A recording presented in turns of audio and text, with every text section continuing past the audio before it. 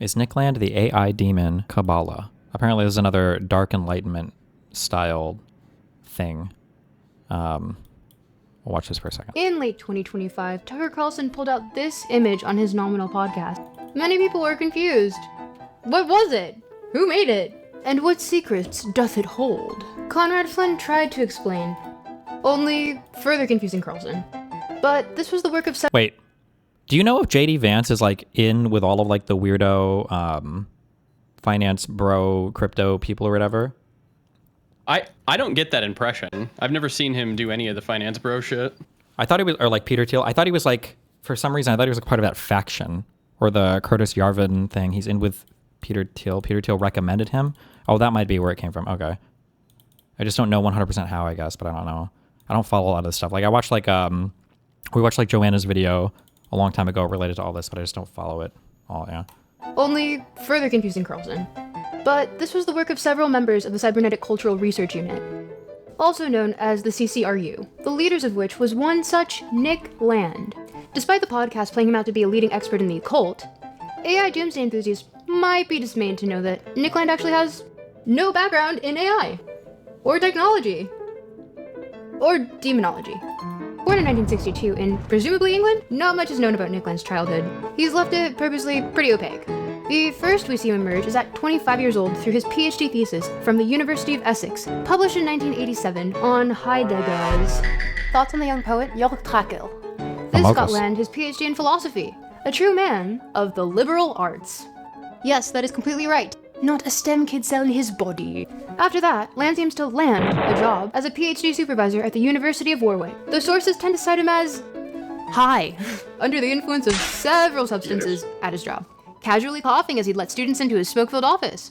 He began teaching in the philosophy department and started mingling in the ideas of cybernetics and experimental theory, with a huge influence from Immanuel Kant for his grounding in critical philosophy, and Georges Bataille for his economic theory. Land's biggest influence by far seems to be that of Gilles Deleuze and Félix Guattari for their I can't believe in 2026 we're getting Nick Land discourse. I don't know much about any of this background stuff, but the I will say, going along with what I was talking about yesterday, it is kind of weird how many like actual schizo crazy people are part of the conservative movement now.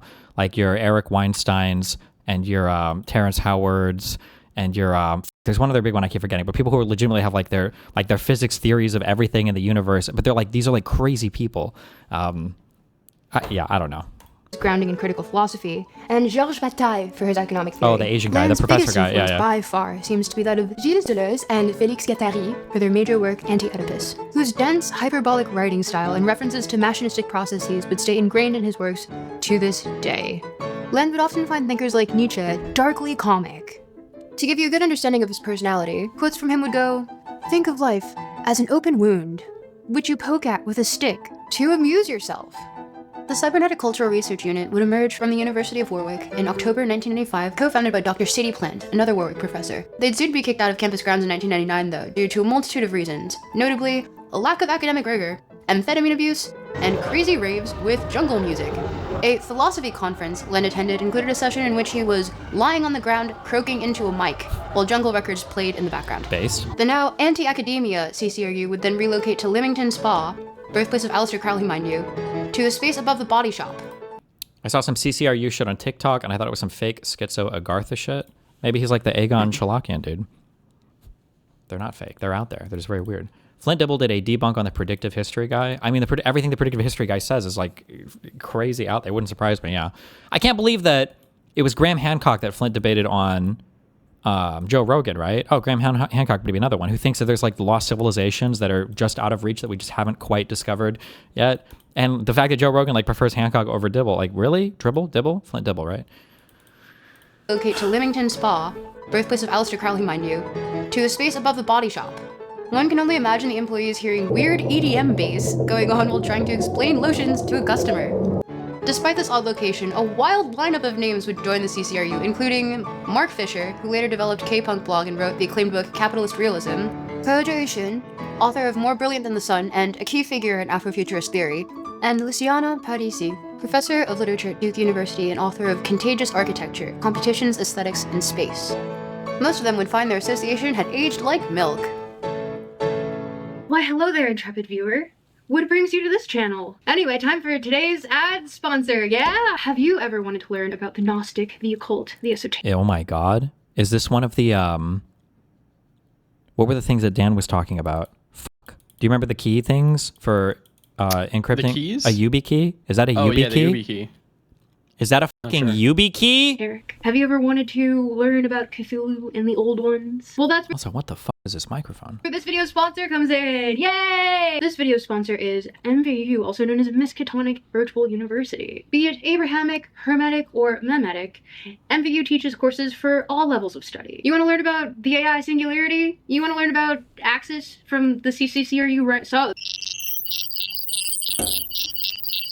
From the CCRU writings. You want to learn about Yagzagov's lineage? You want to learn about Axis from the CCRU writings? It's all in MVU's courses online for you! For you! Isn't that great? But wait, I hear you say, isn't this sacrilegious?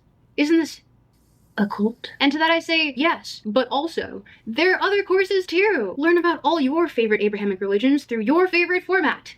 Watching a podcast with pundits who have never actually read the text at 2 times speed. And what's even better is MVU's offering a total of 42% off the first 50 million subscribers to their service. Yeah! That's actually really good. I got this sponsorship. Listen, I worked very hard for this. So be sure to scan the QR code here on screen so you can get your first year subscription with MVU. That was a real sponsorship, right? And I think so. huge thank you I to think so. MVU for helping sponsor this video and support me and my channel. Back to the video. Huge fans of H.P. Lovecraft, notable writer and terrible cat namer, the CCRU would publish the CCRU writings 1997 to 2003. Reading this might make you question if you're accidentally reading nonfiction at first, since it starts as articles from real people and references real events in history. But about halfway through, you'll realize that This looks like, I feel like I've gotten emails from people like this. First level of command, encrypts machine code BIOS. Oh, second level of command, encrypts assembly procedure, DOS. Third level of command, encrypts operating system Windows. Fourth level of command, okay. from real people and references real events in history. My daily email to Destiny, true. But about halfway through, you'll realize that Miskatonic Virtual University, MVU... It's a group of people taking schizophrenia as an actual mode of analysis. Okay. But about halfway through, you'll realize that Miskatonic Virtual University, MVU, that certain authors reference, is a wink to a fictional university from the H.P. Lovecraft universe, and not a real university. At least, not yet. I won't cover the CCRU writings in depth since a friend of the channel, Lisa from Hijinks, can describe much better in her video. Link to that here. Either way, the CCRU would refer to this style of writing as hyperfiction, basically when a fictional text takes itself as reality. Not to be confused with hyperstition, which is an engineering of manifestation or practical fiction that is ultimately unworthy of belief. To the CCRU, nothing is true because everything is under production. This reflects the famous nihilist and anti-humanist stance the CCRU is known for, which is to say that nothing has value, including human life. Nick Lynn would refer to humans as worthy of study, but only as much as the experience of sea slugs. You may even be curious about the Don't Google H.P. Lovecraft's cat name. Don't Google whatever you do. Do not Google how long it took to get the Suez Canal unstuck. That's crazy. But only as I bet much it was as the 67 experience of sea What? slugs. 6'7"? You may even be curious about the cryptic symbols and systems like the numogram, or the demon logos that you see plastered everywhere on the archival CCRU website. See, Nick Lynn would also like to know how to use the numogram, because even to this day, he's gone on record saying that he doesn't know how to use it, since it was made for sci-fi writings. So, the reason it seems so confusing is probably because it was made to be just that. Confusing. It does make for a pretty sick logo, though. Dr. City Plant, a Wait, where's the archive of this website? Nick Land is the modern incarnation of Lovecraft. ccru.net/ philosophy has an You gotta go. fuck you. Philosophy has an affinity with despotism due to its predilection for Platonic, fascist, top-down solutions that always screw up viciously. Schizoanalysis works differently. It avoids ideas and sticks to diagrams. Networking software for accessing bodies without organs, BWOs, machinic singularities, or tractor fields emerge through the combination of parts with, rather than into their whole, arranging composite individuations in a virtual/actual circuit. They are additive rather than substitutive, and immanent rather than transcendent, executed by functional complexes of currents, switches, and loops, caught in scaling reverberations, and fleeing through intercommunications, from the level of the integrated planetary system to that of atomic assemblages. Multiplicities captured by singularities interconnect as desiring machines, dissipating entropy by dissociating flows, and recycling their machinism as self-assembling chronogenic circuitry. Okay, this is 100%. The snake is on the Ziggy Z tab. Cyberpunkette, an expert in both feminist theory and cybernetics, would end up departing later due to her growing distaste with the CCRU's direction under Land. And like an angry ex, he would devolve it into something even darker, anti-egalitarian and anti-humanitarian.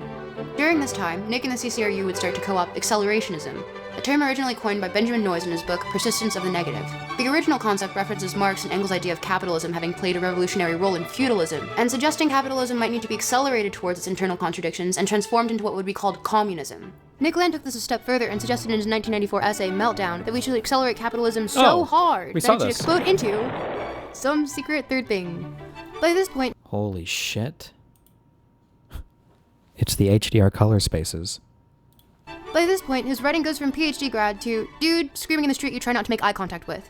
To quote him, Meltdown has a place for you as a schizophrenic, HIV-positive, Chinese Latino addicted LA hooker with implanted mirror shades and a bad attitude. Blitz on a poly mix of synthetic serotonin and female analogs. You have just iced 3 touring cops with a highly cinematic 9mm automatic. And with this acceleration of capitalism evolution with no restrictions, including any value for human life, Land would birth fundamentals of accelerationism! At least the modern one. But not before doing more amphetamines until crashing out so hard he'd vanish. And then respawn years later in Shanghai. It would be during this time that Nick Land would come back online to publish his riveting works, such as Hyper-Racism on the Alternative Right blogspot. A notable, if not the most prolific of his works during this time period would be The Dark Enlightenment from 2012, in which he would say things like, democracy is bad, actually, aligning with a Mencius Moldbug, aka Curtis Yarvin, on things such as the Enlightenment was stupid and also dumb. To give a brief summation, he argues for neo-social Darwinism, anti-Abrahamic theism, anti-white nationalism, anti-racial nationalism, anti-progressivism, anti-conservatism, anti-democracy, anti-equality, and pro-hierarchy to crush all at the bottom, unless of course it's him. Surprisingly, this work is better researched and weirdly less inflammatory than more currently popular Nicks of a Fuentes variety.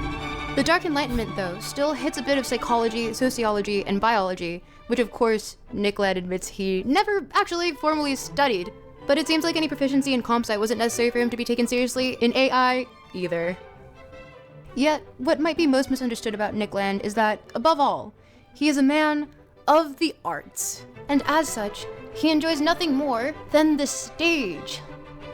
Ian Hamilton Grant, one of Land's students... Are you watching this? Because the creator of this video is apparently in town and wants to chat about this. I'm just trying to think if there's anything here that's relevant to anything that we're doing on stream. So I'm thinking...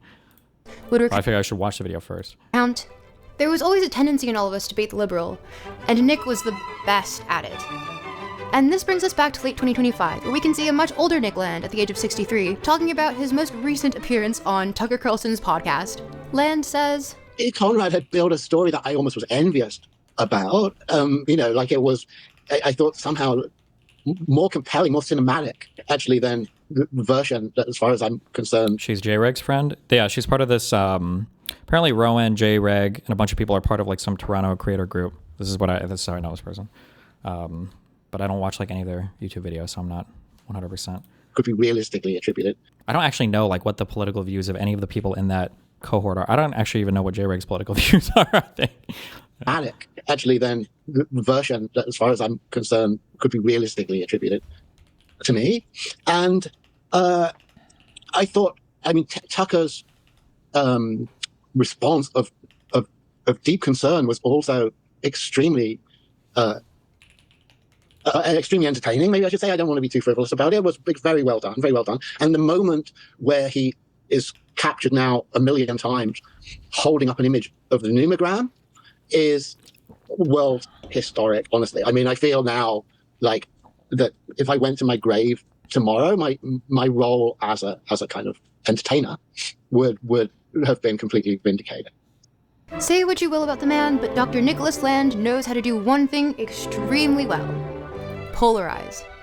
And perhaps that is a skill reflective of us as a society. Or perhaps it's a skill of those who should be known for exactly what they are: entertainers. What is their, is this person actually on Tucker Carlson? The occult, Kabbalah, the Antichrist's newest manifestation, and how to avoid the mark of the beast. This is a Tucker Carlson podcast from 5 months ago. Okay. Hello. Say something. Hello? Hey, chat. Okay. Don't talk to chat ever. Just talk Not to me. talking to chat. Okay. All right. Introduce yourself. Hi, I'm Tropicalstuck from Miami and also Toronto. Member of the CCCRU, but also not to be confused with the CCRU. Don't get it twisted. Don't get it so twisted. Yeah, hi, and I'm here to introduce some stuff about the Dark Enlightenment because I think it's stupid and also dumb. So. Oh, I asked you before if you'd watched this video. Hold on. Because the only time I've ever seen or watched anything related to this was... Somebody like me join this video on this. I don't know what her online name is. It's something feminist. Who's got it? Summarize the Dark Enlightenment in your own words. In my own words. So the actual text by Nick Land is essentially just him going on this really anti-humanist rant. But quick summation is he really likes hierarchy. He really understands it fundamentally well. But also, even with that, he wants to kind of just say, oh, everyone who's at the bottom should be poor and stupid and also should maybe die. So yeah, I fundamentally disagree with it because it's based on the premise of just everything in the Enlightenment was stupid, including egalitarian ideals. What does it mean when you say he understands hierarchy well? So the thing is that this also wait real quick. This was the video I was talking about. Have you seen or heard of this one before? Dark Gothic MAGA. This is so beautiful.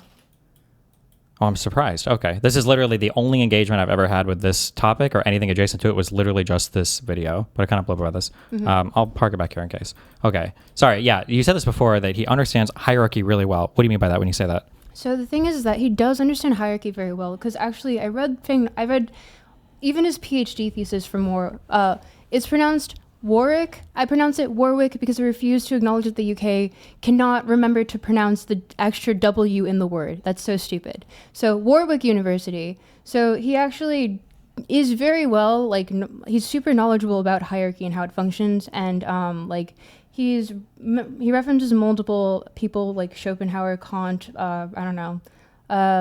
literally any sort of philosopher you can name drop in most of his works, especially Phenomena, which was absolutely awful to read, except for one of them called Delighted to Death, which was actually just him talking about how they brutally murdered Christian martyrs.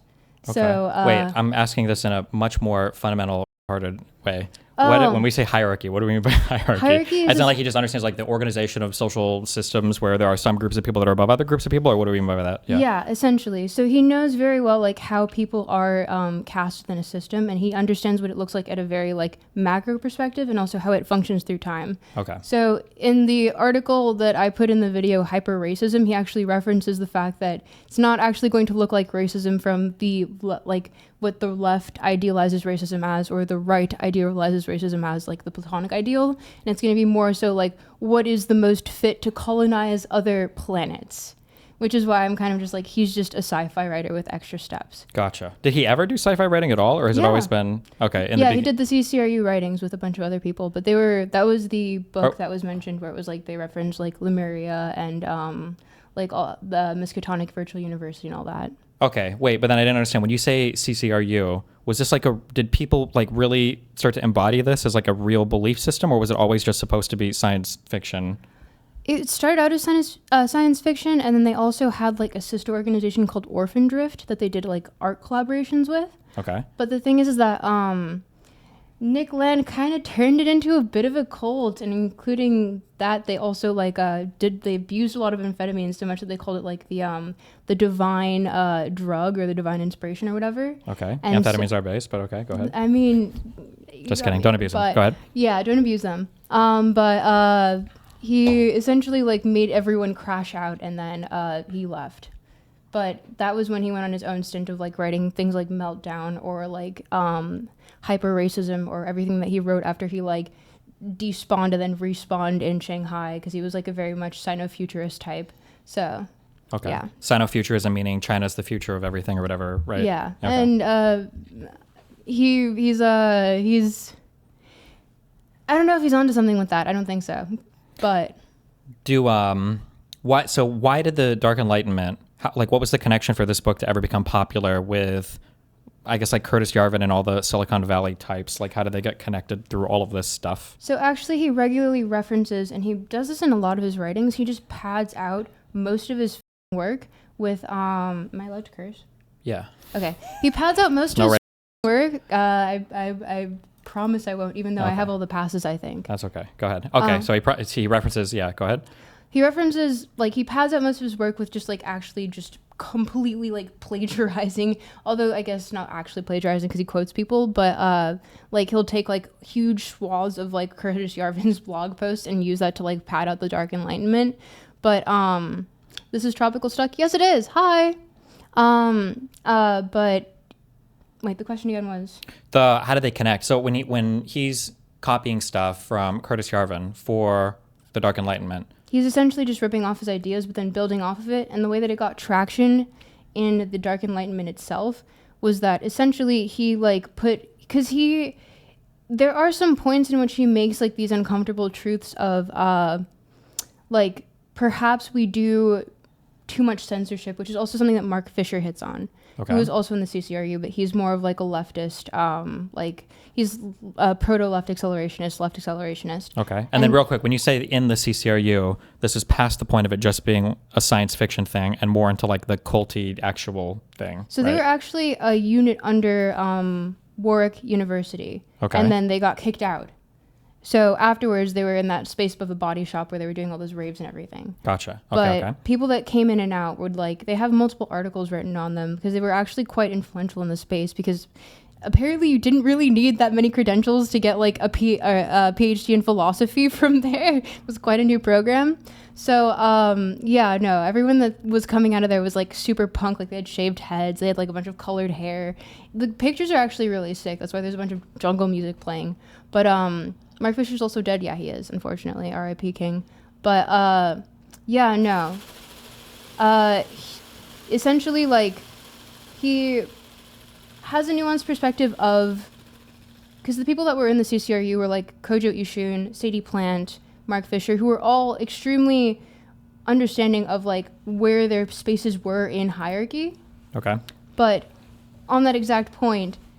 Nick Land decides to say, oh, I see what you're doing. And in fact, I completely want to double down on the opposite. And I don't want to say that any of these people that I was originally associated with deserve any rights. And, you know, even though he does take the stance of, like, Nazis and neo-Nazis being, like, stupid. And can I say, like, white slurs? Sure. What white slurs? He calls them crackers. Like, That's okay. lot. We're fine. This is a slur-friendly stream. We're good. Okay, so as he's ripping off from Curtis Yarvin, as they started this thing at which university was this? You said Warwick? Warwick, but he's and then already they spun way off past this point. Yeah. Way past this point. Why do Silicon Valley types, of all the types of people, why do they get drawn into this, I guess, like, Dark Enlightenment group thing? Like, what is their... So my favorite quote for myself about all of this is that all fans of Nick Land have never actually read Nick Land. Sure, this is true of every single philosophy thing, true. literally The ever. thing is that I read Phenomena on stream. I read it for 28 hours, and like everyone who's actually interacted with it has never read it, because it has nothing to do with what like acceleration is. Period. It's just his old works that he's recycled from like university essentially. Mm-hmm. And so when you say I just had a never mind. Keep going.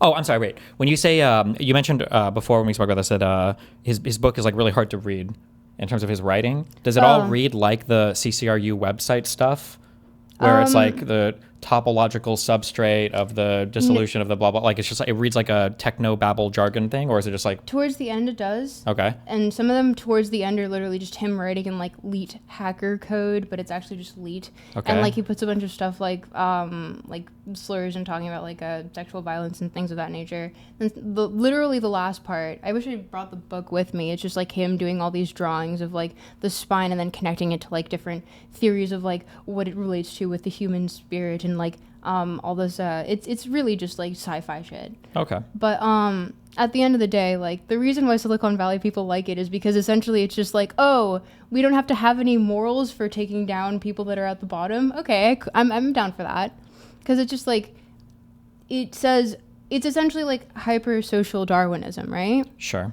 So it's like Where they're selecting for the traits they just happen to be possessing, like in terms of money and being in computers and tech or whatever, right? Yeah, exactly. And it's like it's funny because when you think about it, people who are the most likely to actually be in these positions of power are the most likely to actually be beat up by literally any jock in high school. Sure. So it's like I really would like to see you institute this in reality, but go off, I guess. And also it's just like it's really you're pandering so much to your own intellect as your form of any sort of value to society and to yourself, that it's just like it feeds directly into that sort of need of like that one person. It's very Nietzschean in that sense, to like have some sort of your worth is based almost exclusively on your intellect, and everyone else deserves to be poor because you're just the special one. Do you think a lot of this bleeds into our actual political system through, like Vance, I guess, was the teal pick, or are there any other people in the administration, or is this just kind of like fringe Silicon Valley thoughts in ways that don't manifest politically? No, I would say like a lot of the libertarian streak is this, especially as it relates to like the Vance types. I can't name them off the top of my head, but essentially, like they want to pander to this ideal because it is also where, because like let's say I remember looking at the stats for like the last election. It was like what were the biggest super PACs? It was like the first industry was oil, Okay. and then the second one was crypto. So it's like obviously the people who have the money to fund these things, even though they actually want to take no time to learn about like the liberal arts of it all or read any of these sort of things, like even if it's just as short as like 28 pages in like the Communist Manifesto, which isn't even that like I'm not a communist, I can say that much, but like I can read it, you know, it's not hard, and then I can understand the principles from there, even though it's like more expanded upon in other works. But like it's just these people will not take the time to fully understand what it is that they're actually like going for, and it's just deeply hilarious. And I think it's best expressed in like Tucker Carlson's podcast, although he plays into it a little bit. But yeah, no, the Dark Enlightenment is essentially just like, I think that I am better because I have a higher IQ probably, and I went to school in Western society, and therefore I'm better than you, and everyone who is poor should stay poor, and everyone who's stupid should stay stupid. And I don't really believe in egalitarian ideals, and I don't really want wealth to be redistributed in any sense of the word. There's a meme on Twitter that gets posted sometimes that I think is funny, where a guy will say something about Nietzsche, and then a guy will respond and he'll say like, you're not even taking this out, or you don't even understand what you're saying. Like, have you even read Nietzsche? And the guy's like, no, I haven't. Have you? And the guy's like, no, I haven't. And I feel like for a lot of, one of my biggest complaints about people that do this type of like ideology shopping are non-denominational Christians. So I grew up as Catholic, which is based of all the Christian religions. I'm very atheist now, but if you have a particular religion, if you're Baptist or evangelical, whatever, that's fine. But sometimes I get very irritated by like non-denominational Christians, because I feel like oftentimes what they're doing is they want to be able to absorb a lot of the like normative loading and value from their Christian text. So being able to say they have good morals and they're better than other people and they can dictate lifestyles to other people, but they don't know any of the underlying theology, and they don't know any rules beyond, like if you were to train an LLM on politicians and tech bros and people on podcasts talking about religion, and you were to ask the LLM to put together, what do you think the Bible is based on what they say about it? It would just be like, it's Jesus like saying that OnlyFans going to hell, that slavery is maybe okay, that women shouldn't have the ability to vote, and that men are based and should spend all of their time hunting. It's just like the dumbest, it's like the most characterized version of Christianity ever, right? Like the party of Christianity holds like people like Andrew Tate up as their role models, and it doesn't make any sense. Or even Donald Trump, who is like divorced 3 times, like bangs porn stars or whatever else. Isn't it funny because like Andrew Tate was literally shilling Islam for a hot minute there? Yeah, because for a while I think Christians were jealous because the Muslim people. I used to argue this like 10 years ago, where I'm like, you guys argue for such this weird backward society. I feel like you would like the crazy Sharia law stuff that you guys criticize all the time. And then 10 years later, they kind of got there, where they were like, Islam is like cool and based, and Christianity is like gay and weak. And when you're Muslim, you can kill apostates and you can fight for your religion, but when you're Christian, you just have to accept trans people into your congregation. Yeah, and it was this like very cringe, reductive view of both religions and how and then people online like Sneeko and Andrew Tate like wanted to be Muslims because they thought they were so based, even though all of them, like Andrew Tate was a Muslim, I guess, for a while. I don't know if he still I is. thought they were shilled by the Saudi government to do so. I don't know if they ever had any official shilling or anything like that. That was some rumor that I heard, so Maybe, I never actually checked in on but that. I mean, like, they still owned, like, their OnlyFans, like, girls, which is very not okay. They still like gambling and drinking and, like, all these things that are super haram and everything, and they never really followed any of it. So, yeah, it's just, like, super cringe. I mean, in my fake ad, I literally said, what was it again? It was like, you can also learn about all your favorite Abrahamic religions listening to your favorite pundits speaking about it at 2 times speed, despite never actually having read the text. Engaging with any of the text ever, yeah. It's very, very, very cringe and very annoying, because you get people who are giving you what sound like abstracted summaries of texts that are just giving you quotes from other people that probably also haven't read any of it. Yeah. And, I don't know, but... okay, wait. So who is this guy? Not Tucker Carlson, this guy. Yeah. So wait. Real quick, hold on, because somebody linked this in the chat. Have you heard of this guy? Somebody said you should read... The Nazi philosopher behind post-liberal right. Phil Magnus. It's just a Substack writer. I don't know if he's like a guy Carl that you Schmidt? Yeah, I've heard of Carl Schmidt. No, this guy. Phil Magnus? Oh. No. Okay. Never mind. Way to go, Chatter. Idiot. Okay, forget all of that. Sorry, Chatter. This guy. Who is this guy? That's Conrad Flynn. He's a, best way to put it, Nepo baby. But also, like, he really likes the idea of, like, the occult as it relates to, like, rock stars and stuff. But, he really had no presence aside from what I saw in this podcast, because he had, like, a few, like, things on IMDb on, like, just general things as it relates to, like, once again, rock stars and the occult. Mm-hmm. But, this is when you look him up now, this is all that comes up. So he's... Does he have any formal connection to, like, Nick Land or that guy or any of those people, or no? Okay, this is just like friends in Silicon Valley, but that's about it. He references that in this podcast. Okay. But you want to watch it? Yeah, we'll watch a bit of it at least. Coming into this, wait, and then just curious, what exactly how would you characterize your political views? My political views? I like to call it like post-dark, because I think like the dark Enlightenment is just really stupid, but it's just like essentially just the Enlightenment. What is post-dark? Isn't that just normal Enlightenment? It's just Enlightenment, yeah. It's just like a... Are you like in Canada, are you a voter of like the Liberal Party, or I don't know what they're called in Canada? The Carney people. I'm new to, because I moved there like a year ago. Okay. I'm new to the voting system there, but yeah, I'm mostly just like essentially like the Liberal Party, not the Conservative. Okay. Pierre Poilievre, you can suck my dick. What, you don't like Pierre? Oh, never mind. Sorry. Compared to Carney. Compared to Carney, yeah. Wait, he was the guy who was the leader of the Conservative Party that got destroyed by Trump, basically. Yeah. I have one more question, but I forgot it. Okay. This guy. Okay. Are you ready? Yes. Well, 1.5. I hate these people. I remember the first... Wait, it's way too loud. Also, that was way too fast. Hold on. Time somebody said to me during an interview that something or other was demonic, used the word demonic. It cannot have been more than 6 years ago, and I was completely shocked that someone would use that term, because it's not a political term. It doesn't even describe like any human social interaction. It's a spiritual term, and I just was not used to people using spiritual terms to... Wait, him and... do you watch Candace Owens stuff ever? I occasionally interact with it just out of the sake of like watching Schadenfreude, or getting Schadenfreude, but yeah. Why? So Tucker Carlson has leaned into this a bit over the past year. I feel like I've heard Candace say stuff like this, where they're using like spiritual terms like demonic or whatever, Is this? Do you think they genuinely believe this stuff, or what's your take on that? No. Okay. Not in the slightest. I remember there's a clip of Tucker sorry. Carlson saying, oh, sorry, guys. There's a clip of Tucker Carlson saying, like, I don't, it related less to religion, but it was more so like, if I'm ever the minority within my own country, I don't care who it is. I don't want anyone speaking on my behalf as a white person.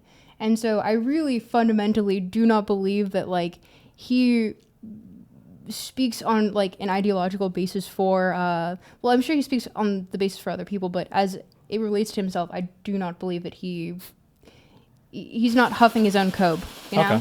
All right. Oh, also, wait. What is the thing on your neck? What is This? that? Yeah. It's a secret. But then why would you wear it so everybody can see it? Just so you can feel cool by saying it's a secret? Yes. Okay. Describe social movements or political developments or whatever. But I think in that time, in the last 6 years, things have really changed. And I hear it all the time. It's demonic. They're demons. There is this sense that there's a spiritual underpinning, that there's something going on beneath the surface in American society and in the world that's affecting. You're good. I think my favorite thing is that he's acting as though he's not the one perpetuating this. Yeah, I was going to say, I feel like I usually hear Tucker Carlson saying He's these the one things. starting it. Yeah. Comes and affecting populations, and like there's spiritual war in progress. You, and I hope you'll explain this, and I'll get. One of the things that I do for debates, and one of the things I wish media people did more, was I actually hate like they them type pronoun things. Like I wish that people were forced to give examples when they're talking about other people referencing things. So when you say something like I think they've ruined the U.S. government, or like who are you talking about in particular? Or yeah, when these people bring up these demonic things, or when people push for 4-year-old trans people, when people whatever, like who are you talking about? Because I think when you push, one of the biggest frustrating things between the dichotomy of left and right in the U.S., and when I go on peers or whenever I'm arguing with people, I always argue this, is there is like a crazy left and there is a crazy right, but the crazy left are like inconsequential people on Twitter, or sometimes like students at schools, and the crazy right is like the entire conservative movement in the United States. It's like every lawmaker, it's Mike Johnson, it's Thune, it's Donald Trump, it's the people in the cabinet, and there's like obviously there's a huge asymmetry here, but they get away with saying things like, oh, like these people are they, or they've mentioned, it's like, who the fuck are you talking about? And then it always leads people listening to think like, oh, I guess like Kamala must have been talking about this, or Biden was talking about this, or all the Democratic elected people are talking about this. Where's the source? Prophetic dream? Yeah, I don't know. Or the cardboard monsters that he imagines that he builds for himself to get upset with. The sleep paralysis demons? True, yeah. Get out of the way in a second, but you kind of stumbled into an extended research project on this topic. Are there actual occult connections to Hollywood, to political figures, to technological advances, to the leaders of our society? Are some of them actually practicing occult religion? I don't know what your take is on this. You can always disagree with me also if you disagree, but one of the most frustrating things that I find the Epstein stuff is highlighting this. Candace Owens has done this for like the past 2 years, is people are obsessed with this idea of like the one world government cult organization that runs every single thing behind the scenes. Historically, sometimes it's been the Jews, other times it's just been wealthy people, other times it's been, whatever leaders of the military industrial complex. I think that sometimes there are like elements of truth to this, right? Like AIPAC obviously has an interest, obviously, in lobbying for Israel. Netanyahu obviously has influence over the U.S. government. Wealthy people obviously have influence over media and stuff. But the like very top-down, single-minded entity control, I feel like it's like thought-terminating. I think it's so funny because I think the fact that the Epstein files came out and everyone realized, oh, we actually just know all these people by name. Sure, Like there was no surprising names in there. Yeah, there wasn't like a secret, I guess, like cult leader or a top secret. Yeah. Yeah, it's just a bunch of people that all meet and talk and do shit or whatever. And yeah. I remember seeing a tweet where it was like this English London-based influencer saying like, oh, if you weren't in the Epstein files, you just weren't cool enough. Oh my God, yeah. That I remember was seeing... funny. Well, I think one of the funniest things was Elon Musk getting rejected from going to like a party or whatever, when apparently they said they didn't want him there. He wasn't allowed to go, which I thought was really funny. It's so beautiful. Have you seen this? I know what clip this is, but just from the title, but have you seen this before? I wake up at 2:30 in the morning and I couldn't breathe at all. My throat was closed. So I get up, I stand in the doorway of our bedroom, and I'm like, wow, I'm dying. I can feel myself starting to gray out. I walk back in and my wife wakes up. She goes, what is going on? I said, I don't know, I can't breathe. I feel better now, and all of a sudden I had this horrible pain underneath my arms. I thought I'd been like ripped with a knife or something. So I go into the bathroom, I flip on the light, and I have claw marks on both sides, and they're bleeding. So I show my wife, and she's like, oh my gosh. And then I have this like crazy intense desire to read the Bible. So I read the Bible, and I pass out in like 2 minutes, and I wake up, and the next morning I thought, man, did I have a wild... Wait, maybe the music isn't added. Is this his official account? Yeah. Dream. And then I see blood in my sheets, and I go in the bathroom, and I have these bloody marks. And my wife goes, I think you were attacked by some supernatural being. And I was like trying to be logical about it. And I was like, yeah, I definitely was. And then I called one of my producers, who's like, oh, yeah, well, that's pretty common. That's common. I was like, what? I wake. Yeah. Jesus Happens to me all the time. Christ. Okay. Anyway, that's Tucker Carlson. Wait, how long ago was that? I feel like that was more than 6 months ago. That's so... I wake up. Because the thing is that I wake up. I've read interviews from him. He's like deeply an aristocratic person. Like his family sent him to an international school in Switzerland that he got kicked out of, mind you. And it was like probably 50K USD a year. And it was like, I think for middle school. Mind you, his family also owns an island in Nova Scotia. He's not your everyday man. He never has been. Yeah. Read the comments of the short. Why would the date not be here right away? Click the 3 buttons on for the description. Description, yeah. I can read, thank you. Okay. Are you sure? Yes. November 16th, 2025. 4 months ago. Okay, 5 months ago. Corporate media is dead. Join us at Bit.ly. Always. Okay. All right. Yeah, Tucker, it's about as weird as you said. Some would say, I think we're going to find out even weirder. This all-American opening is just so cringe to me. I also love this all-American opening because it's right after some guy in chat said, whoever claimed Tucker was an everyday man, LOL. Bruh. The twangy guitars, come the fuck on. Like, he doesn't, it's all... The banana peel, LOL. Oh, look at this. How is this not an everyman intro? Oh, yeah, Oh, look, they're hunting. Yeah, wow. Yeah, so cool. He owns an island in Nova Scotia, Canada. Like, his family just has that. Look it up. So how did you... I mean, you're not a theologian that I'm aware of. No, and if I was a very amateur theologian. No, I'm not a scholar, as many will find out about. But how did you wind up coming to the conclusion that, you know, some of the people who help shape our culture or build our technology were literally practicing a cult religion? I'll tell you. Well, you know, I was working on a television show, you know, trying to build out the show. I should back up. I come from a Hollywood family, Tucker. Yeah. My grandfather was the actor Robert Conrad. If you've some of your listeners, Wild Wild West, Black Sheep Squadron, you go way back, Hawaiian Eye. My other grandfather, Harry Flynn, was a publicist in the for decades. And the Monkees, Bewitched, I Dream of Jeannie, 2 occult shows, Bewitched and I Dream of Jeannie. Maybe it starts there. Not unlike he broadens the definition to a cult. He broadens the definition of a cult very, very wide. Yeah, okay. So a cult is so he would consider like Harry Potter as like a cult. Yeah. Okay. Yeah, he goes into the definition after, but he's just like he's honestly, I think probably my favorite out of researching all of this because it was absolutely fucking hellish reading through all of Nick Land's work. I think I lost probably years off of my life doing so. He was the one that actually made it genuinely wrap all back around into being very funny.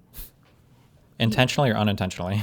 I think he knows exactly what he's doing and he knows how to make a good story. Okay. It's exactly what Nick Land said at the end of the video. Conrad Flynn created a narrative that I found almost cinematic. Okay. They're also for you can push the spacebar here if you want to pause this when you're speaking. But okay. Okay. All right. So this guy, you think this guy is?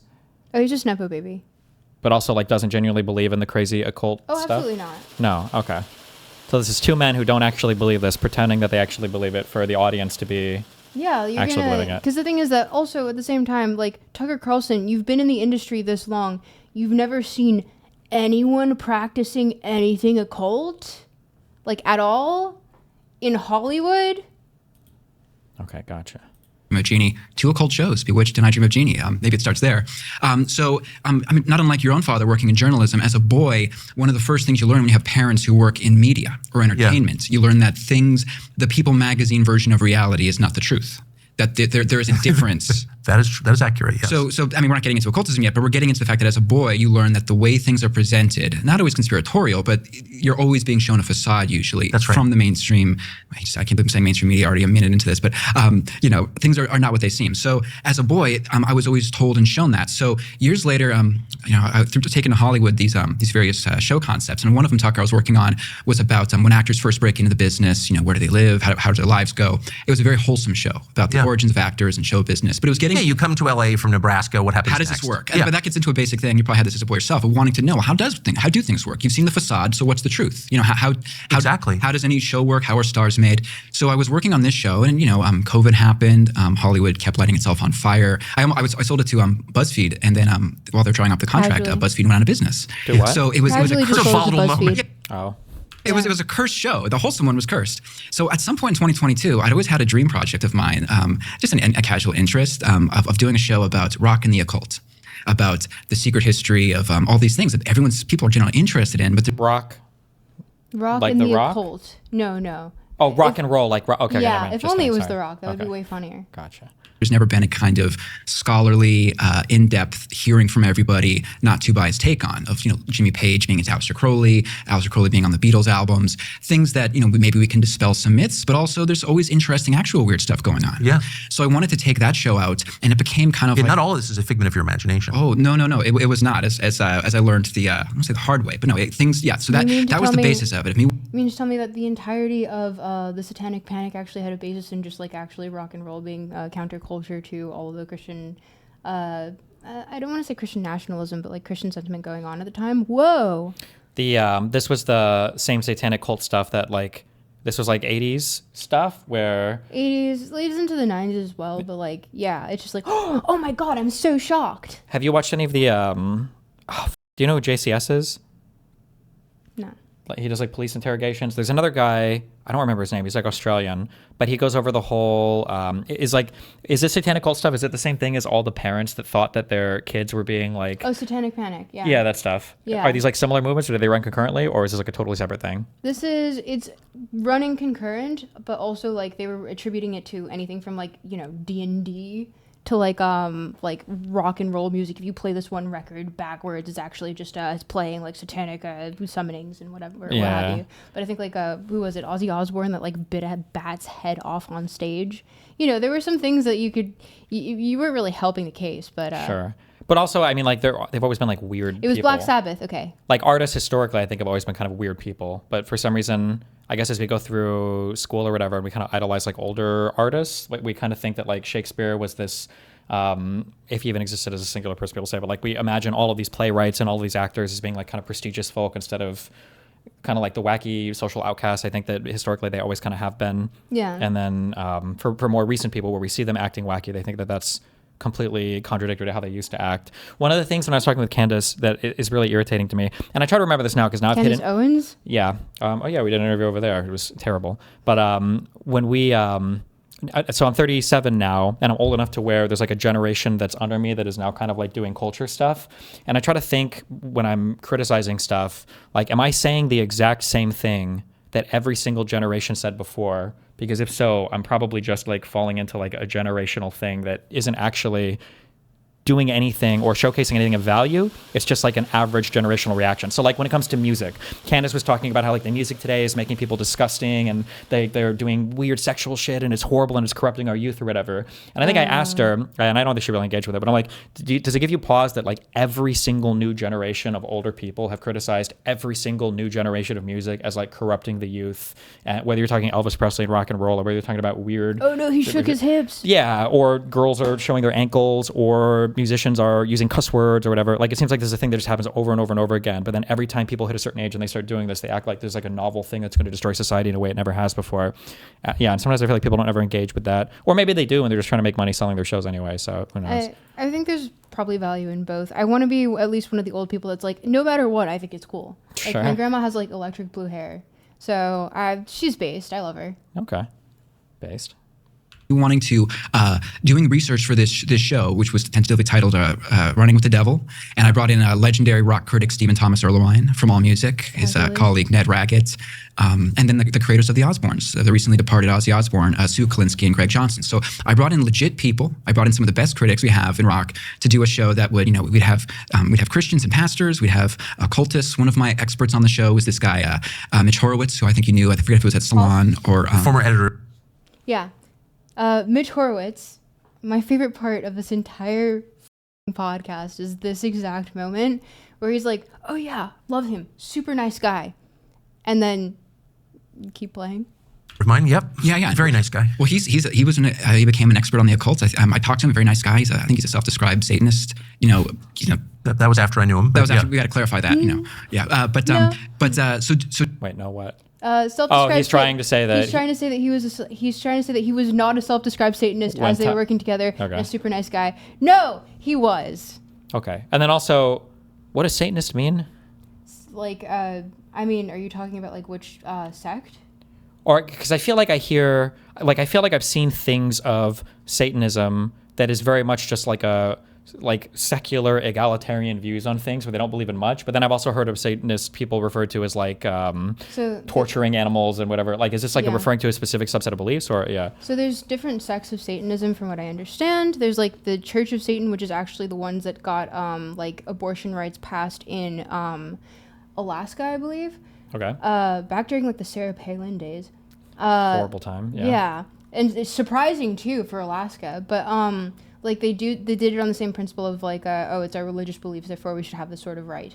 And so they're more in like we use Satan as a figurehead to perpetuate like the fact that we believe like church and state should be separated. Okay. But this is what I'm familiar with when people talk about it online. But then go ahead. And then there are other people that are actually just like, I would like to sacrifice things because I believe that Satan has my back and like we're homies and stuff and we do Pilates on the weekends.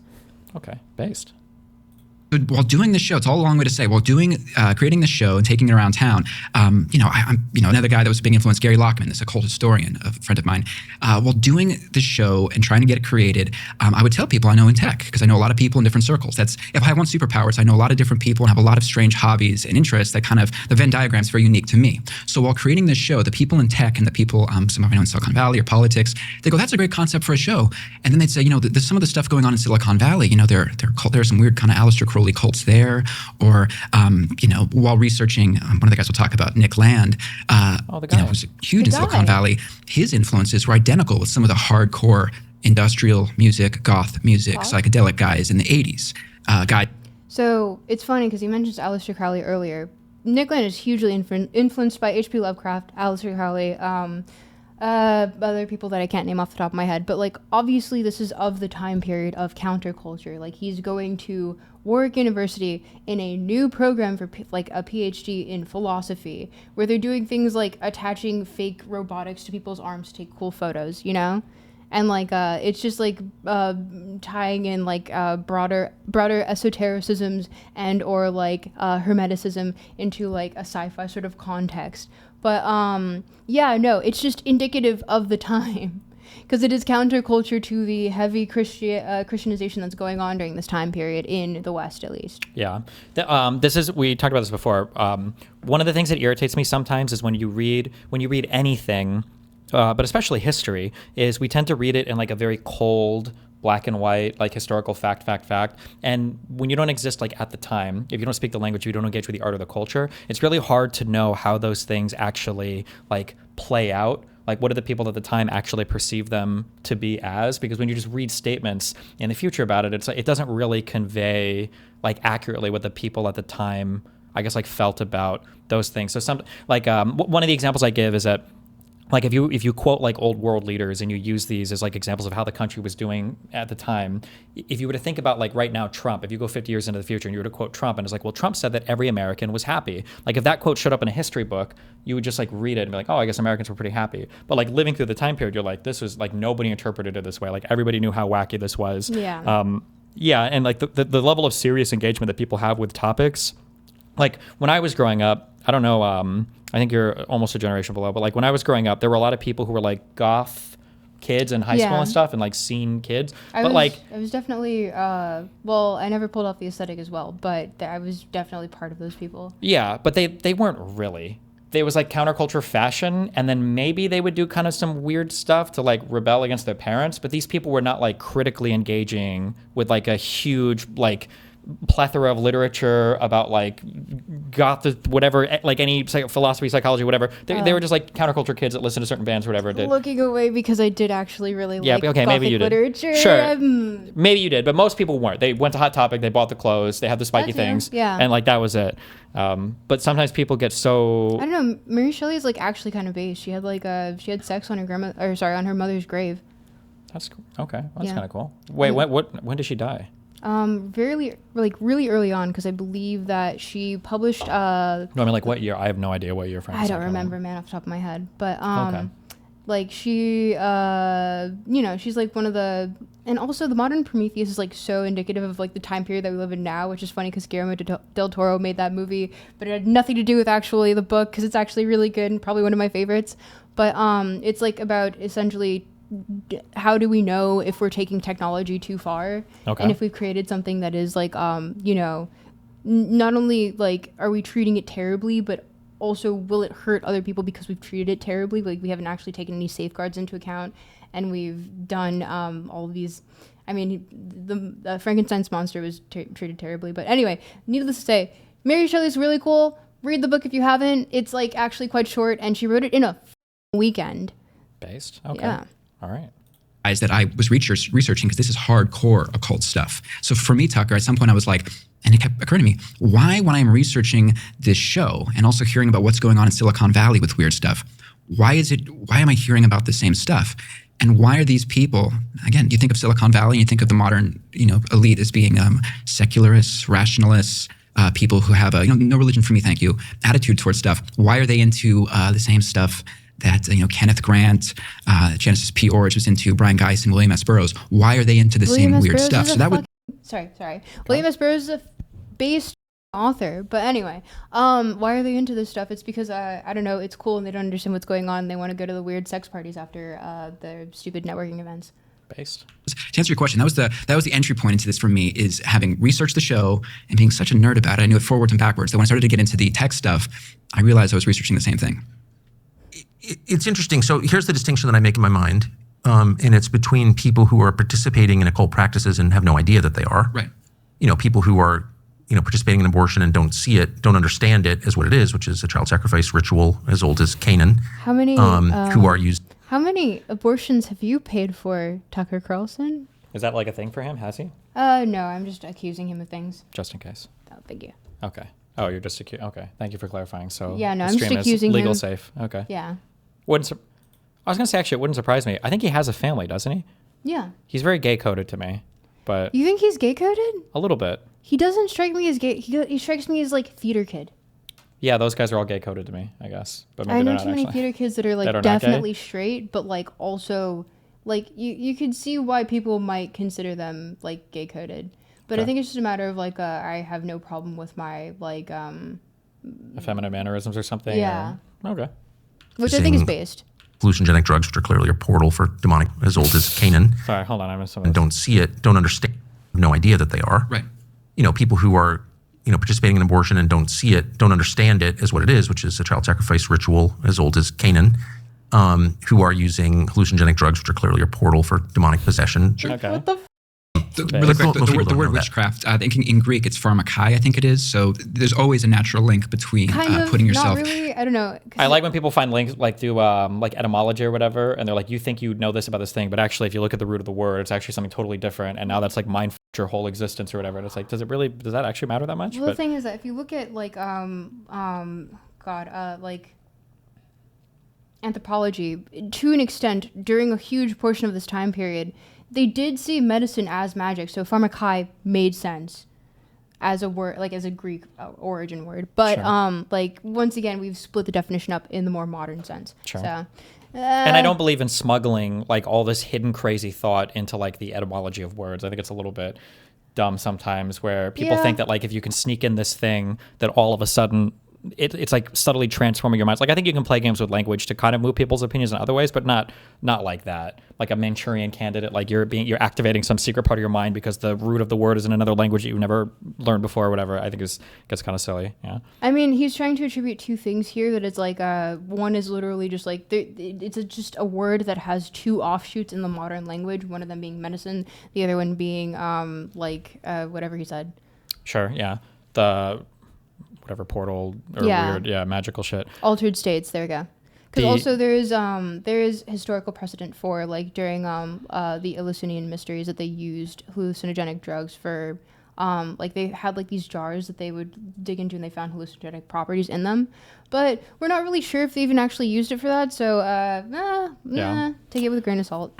Etymologies are cool because you can see the semantic evolution of a word, but it obviously doesn't inform the current meaning. LOL. It's more like a cool trivia thing. Yeah, I think I would agree with that. It reminds me sometimes of, is it Margaret Sanger?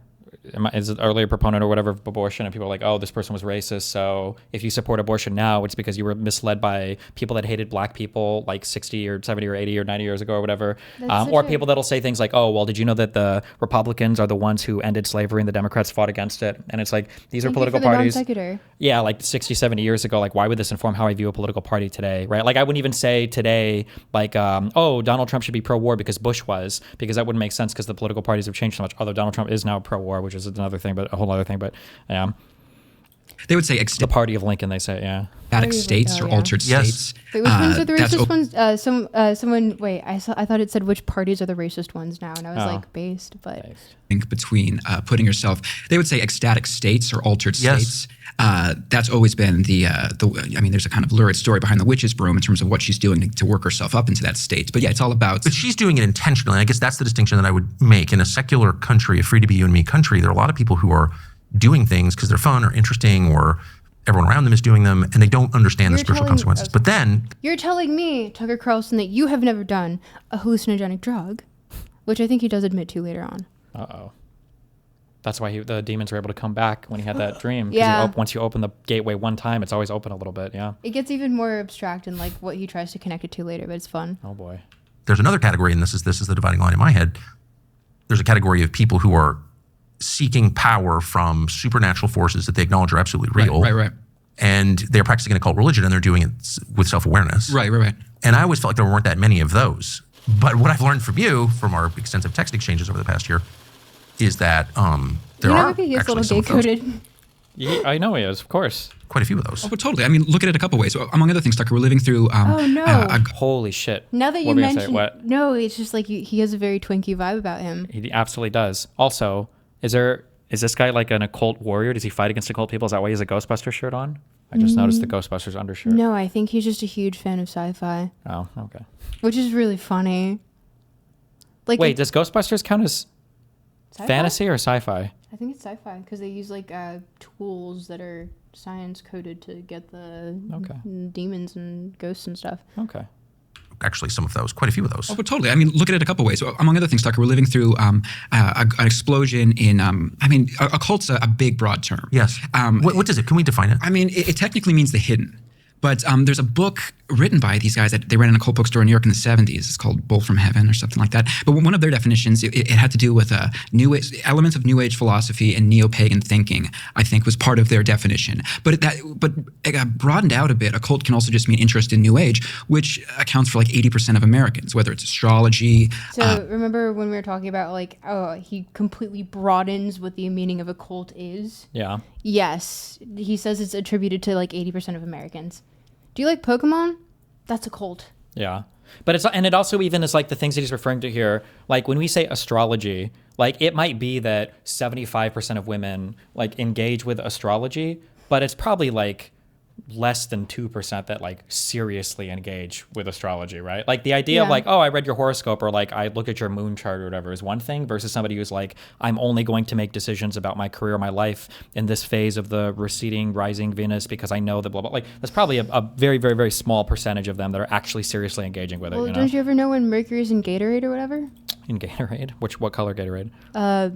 Red, yellow, I don't know. I don't know, but I'm sure there would be a girl that would tell me if it was. So. I mean, interest in New Age, which accounts for like 80% of Americans, whether it's astrology, whether it's the concept of manifesting, which is, the law of attraction type stuff. That stuff is huge. The law of attraction is a cult.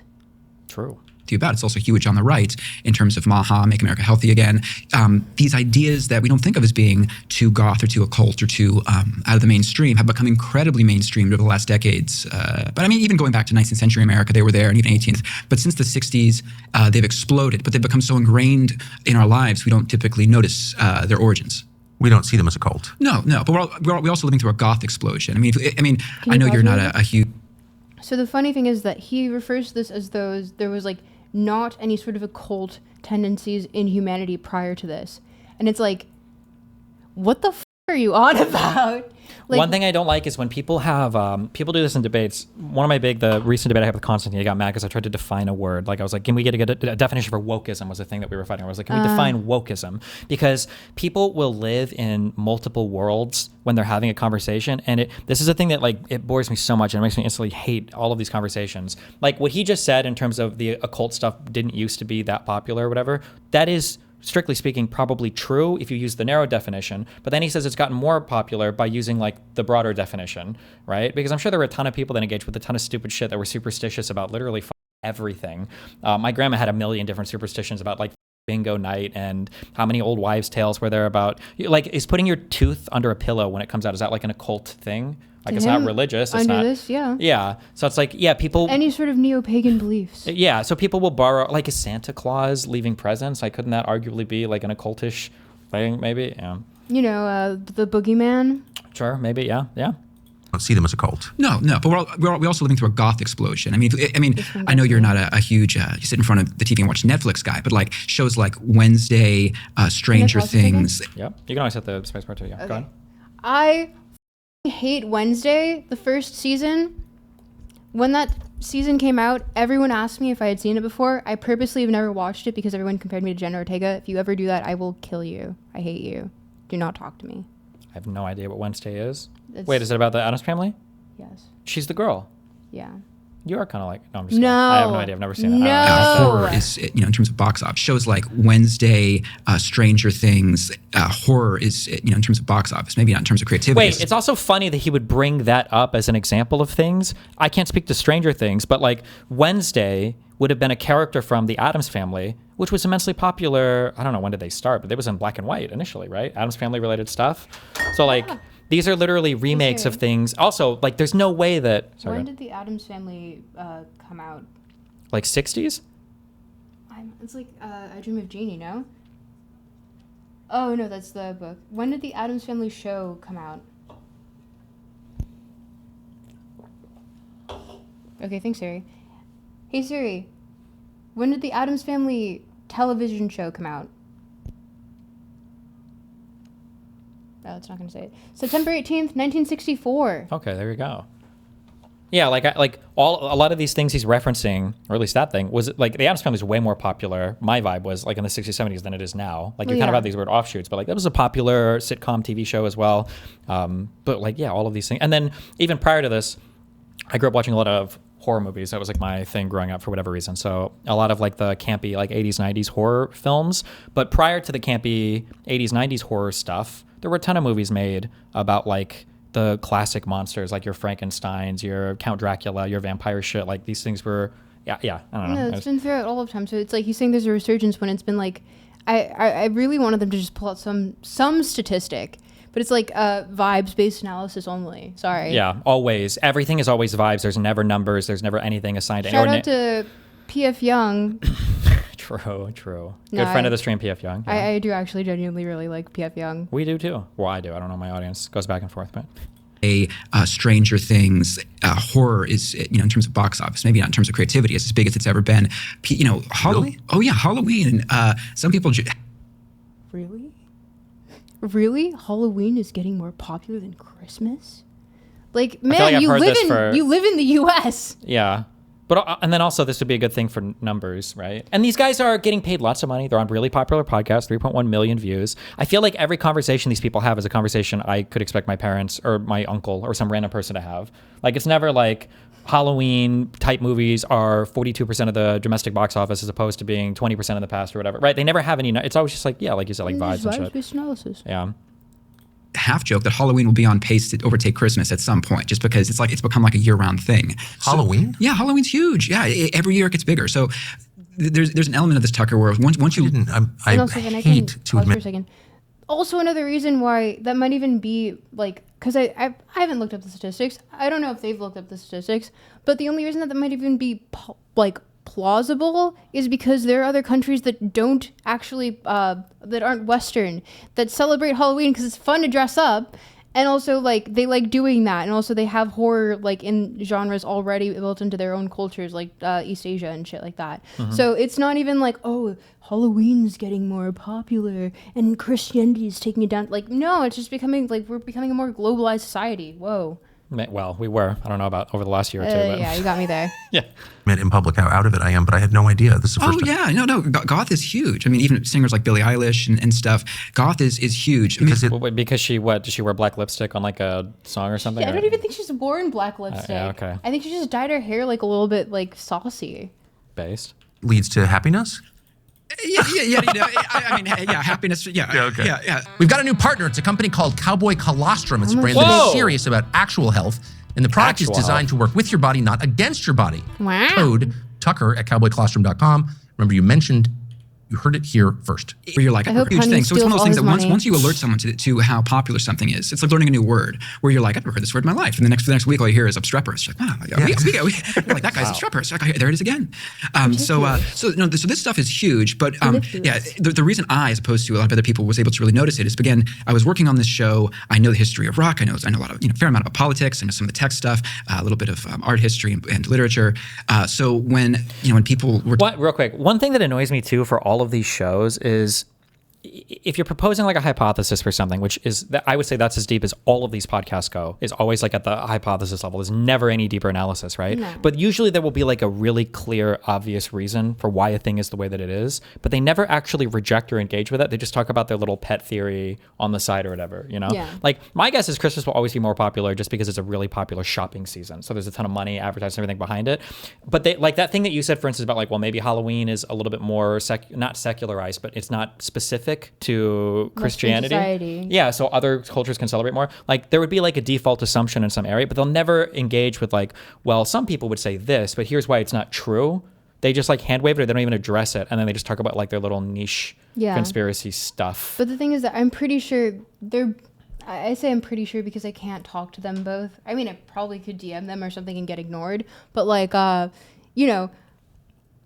find it really hard to believe that either of them are just like, oh, this is so shocking. Goth is getting popular. Did you not look at the statistics that I didn't look at? Like, it's so silly. And he's definitely like, Conrad Flynn just strikes me as someone who's definitely super into sci-fi writings, because no one who has read the CCRU writings is like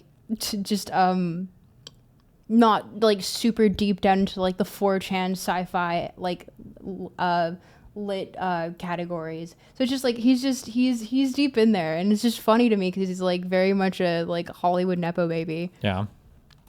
Talking when Nick Land or whoever's talking about, I learned Kabbalah from Kenneth Grant and Aleister Crowley and stuff.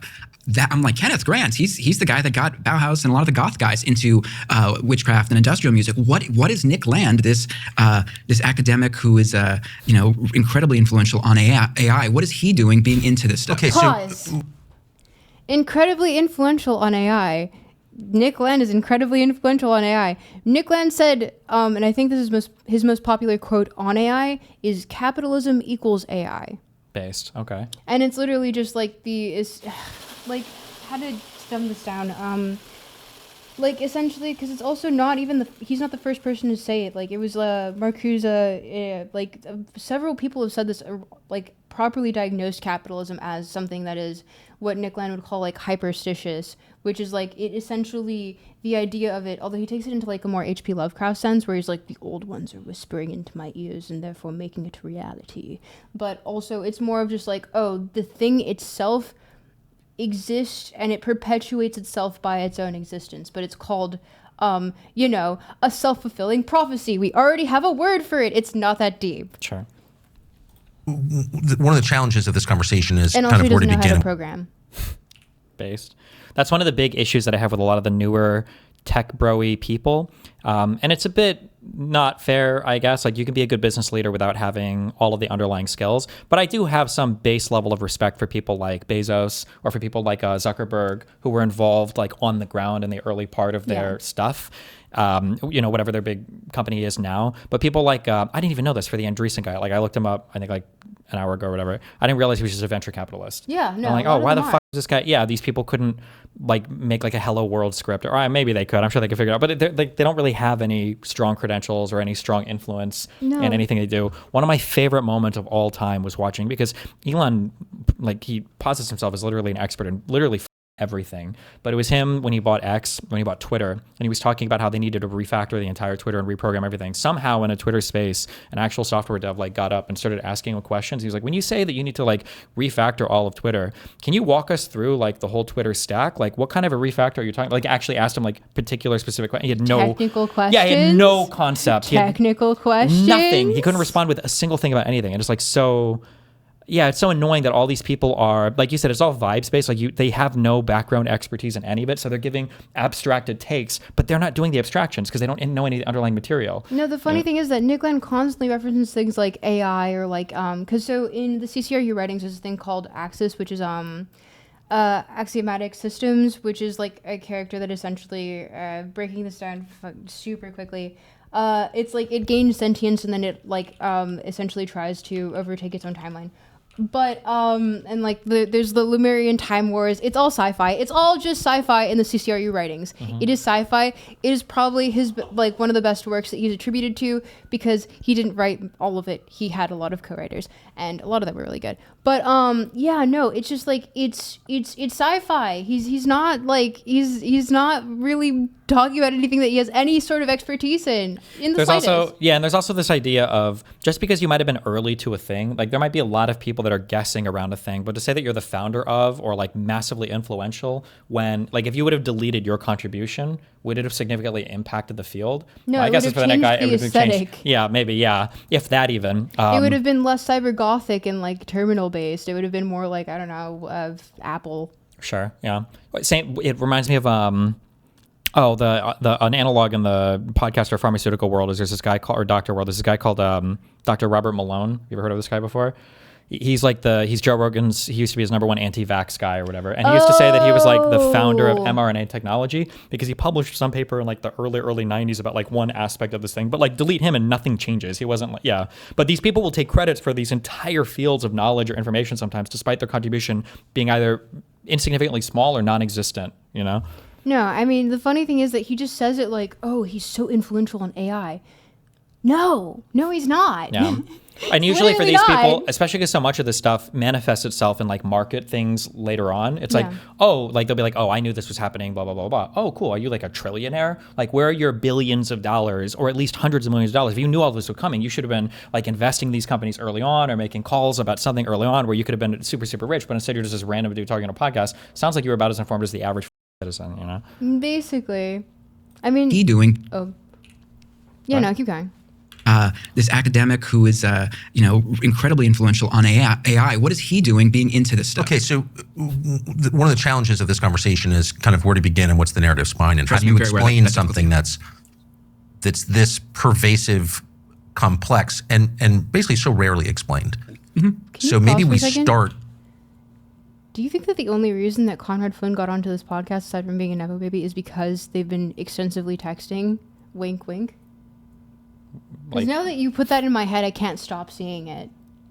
Well, I think my broader, I view these guys from like a political theory. I don't like to say theory. I'm not allowed to say that. But from a political perspective, I would say, and that I think a lot of people are just very motivated to undermine every single part of like the Western order. And I think Tucker Carlson, after he exited Fox News, became part of that group of people. So anything they can do to kind of like try to pull or slide Jenga blocks out from underneath the liberalism tower, they'll engage in. So if he's got some guy who he thinks will talk to him about like the elite's pedophile sex cult, or how the petrodollar is America's way of subverting the whole world, or how the military-industrial complex is trying to destroy every citizen, or how pharmaceuticals are trying to destroy everybody, or GMOs are trying to destroy everybody, or there's some weird occult thing, he'll have those types of people. And same thing with Candace. I think there's a whole group of people that do this. It's like Russian propaganda personified in Western media figures that are getting paid a ton of money, unfortunately, by the West and Western consumers to undermine their own society. That's how I view it, yeah. I mean, I completely agree with that sentiment because also, I mean, you'll see him lead into it later, but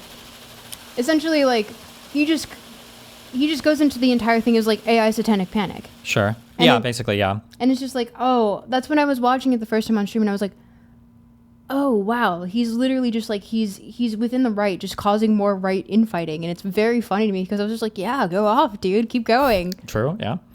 With just a very straightforward explanation of who Nick Land is. You've referred to him twice. Yes, yeah. So let me see. Nick Land is kind of essentially the Timothy Leary of the 90s and 2000s. He's the Velvet Underground or Brian Eno of philosophers. No hits, incredibly influential. Okay. So, the thing is with Land... He's a philosopher. He's a philosopher. He's literally popular on 4chan. Yeah. Whoa. Worked in the philosophy department of Warwick University over in England, in the UK, in the early 90s. One of the ways I actually really got into this stuff is a friend of mine, Simon Reynolds, brilliant cultural critic, brilliant rock critic, originally from the UK. There's also like these words that you can say. This type of slop, actually, if a vibe slop drives me so crazy that like if people are really influential in fields, usually there's a thing that you can say about them that points to that influence. Yeah. So like in medical fields, it might be this guy like published the landmark paper on this theory for like the amyloid plaque thing for Alzheimer's disease, or this person published some paper like Einstein was famous because of the relativity and all of the stuff that spun from that, or or Oppenheimer. These people, like, you can point to projects they've worked on, papers they've published, ideas that they novelized. I hate philosophy because I shouldn't say I hate philosophy. I remember a quote one time. You hate philosophy? Philosophy is the most annoying. Destiny hates philosophy. I do, okay. But philosophy is the most annoying of all the fields because philosophy is the branches of everything. True, depending on how you view it. But despite the fact that nobody actually formally studies philosophy, you're always practicing it, regardless of whether or not you realize it. So yeah, this type of thing of like when we say influential philosopher, like I don't know all about philosophy, okay, but like my understanding, if we're talking like moral theory or ethics or whatever, at some point you're going to have to talk about like Kant, like you have to, or categorical imperative or stuff like this, right? Or you're probably going to hit in any philosophy class, I imagine, like your basics, like your Plato and your Aristotle's, and if you're talking about like ontology, you're probably going to go over like Platonic, like as like stepping stones, but like you're going to have like this like ladder of people that have been influential leaders in some field that have published stuff, but for these people, it's always like this massively influential person. It's like, to who? Like to what? Like what do they have to show for? To 4chan in 2012. Yeah. I brought him onto the show to do the music show, and he interviewed Nick Land. And Simon. Do you want me to get your mic stand? No. I can get you one. Nah, I'm getting an arm workout. Should I? Descartes is based. Okay, if I leave you with these guys for like 4 minutes, can I? Yeah, I can nap with chat. Okay. Chat. Be as mean as possible to every person in Silicon Valley. And I want to see, or also name your favorite philosophers if you guys are philosophy pilled, because if not, I don't want to hear it. Which chat though? You're right. There's a lot of chats going on now that I'm seeing it. Oh man. Okay, wow, there's a lot of chats. What are you guys doing? Christian Murdy? Okay, actually, good take. Chat be weird, come on. You can be weird if you guys want. Descartes is cringe AF? Dude, tabula rasa is literally like the fundamentals of how we understand things to this day. What? She reads Kick, I guess. Oh yeah, that is Kick, isn't it?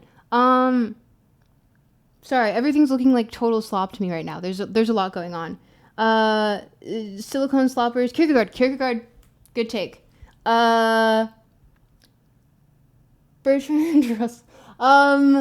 Let's say, Obama?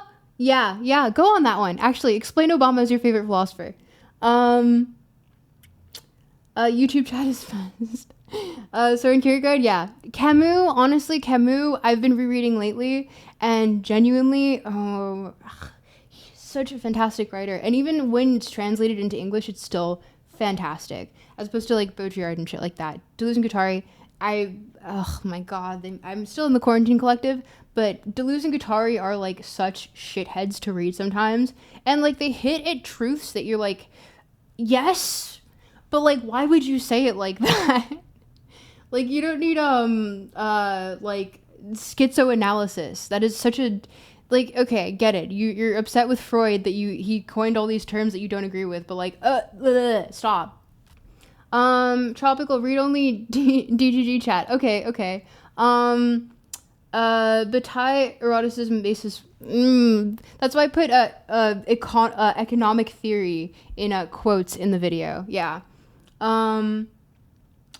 Whoa, chat. G6 Docstrip, shout out QC, Destiny, Econobama, Freud books. Oh, actually, I've been rereading Freud on stream, but I stopped recently so I could work on my next video, which is, of course, Lacan, because, of course, I have to do things that are terrible and make me want to cry whenever I read them. Although Lacan is actually really good to read in French, because he's actually funny in his seminars. Like, you wouldn't know unless you knew French as like a native speaker, but when you're reading it, you're like, oh, he's making like constant puns, and he's like genuinely just engaging to read with. But when you read the English version, which I have in my bag, wherever it is, oh, my bag is over there. Anyway, I have Seminar 5 with me, and like, it's so, the translation's so dry, it makes no sense. The graphs are like, they have no substance to them because it's just like you miss all of the context and nuance that he has. And I'm sure in a room he probably spoke with a lot of gravitas, but you know, it's just like the English translations are shit. The English translations are shit. Unlike not Bataille, Baudrillard, who even in French he's still like eating cardboard. But yeah. Oh, you don't read seminars? Yeah, no, you have to read the seminars. He's dead. Tropicalstuck asked Destiny about his Andrew Wilson debates and the meaning of words. Okay. Jung is more fun than Freud. Oh, yeah, absolutely. Jung, honestly, I've been neglecting Jung. Because the thing is that I'm really, really interested in it. It's just like when it gets to like the really like hermetic, esoteric, alchemical symbols, I'm like, oh, lion eating the green sun. Green lion eating the sun. Like, I understand the fundamental premise of it, but it's like, wow, we've abstracted super hard. But like his things with like archetypes and all of that, like, bro was cooking, and I like it to the point that it makes me uncomfortable. Like, I wanted to dunk on him so hard for so long, but I kept reading and I was like, oh no, like he's actually cooking. That makes me feel weird. So yeah, I took the L on that one. Diogenes the Cynic, one of my favorites, except for the fact that he masturbates in public. That's weird. Don't do that. But living in a barrel, seeing a child at a water stream and being like, oh, my bowl, I have too much, I must live like a dog, throws out bowl. Or like the thing that the stupid tale that goes on throughout time where it's like Alexander the Great is visiting and he sees Diogenes in his little like barrel and he's like, wow, if I were not Alexander the Great, I'd wish to be Diogenes. And Diogenes retorts, well, if I were not Diogenes, I would also wish to be Diogenes. And I'm like, base, dude. Love it. Love it. But yeah. Thank you. We'll try to do this. Here, screw this on the bottom. Gotcha.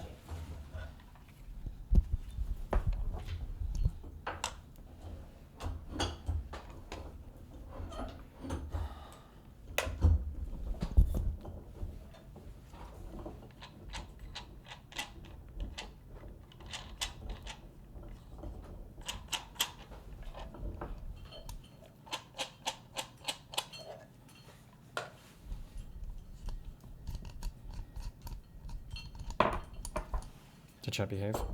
Yes, they were actually very nice. Okay. Yeah, no, you guys weren't weird at all. I was expecting weird. You guys were, you let me down. Don't say that. Don't challenge them.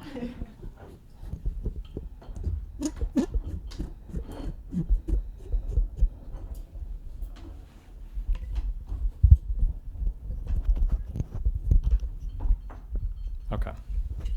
Screwed in? Wait, can you figure it out? Yes, I can read very long, Nope. dry academic Yes. philosophy text, but also I can't put this onto a table apparently. Figure it out. I believe in you. No, yes. Yippee! Okay. Try just this.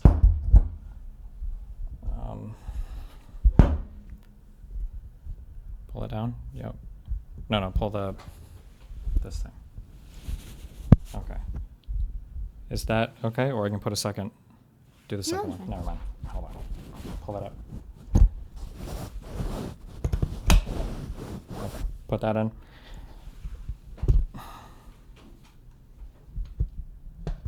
Yep. Close. Based. Yep. Yes. Okay. And then pull. Now you have more. Oh, yippee. Don't spell that. That was me. Sorry. Okay. There you go. Hopefully. Maybe. Yeah. Tighten Yes, the view. yes. Okay. Hello, chat. Cool. Got it? Good?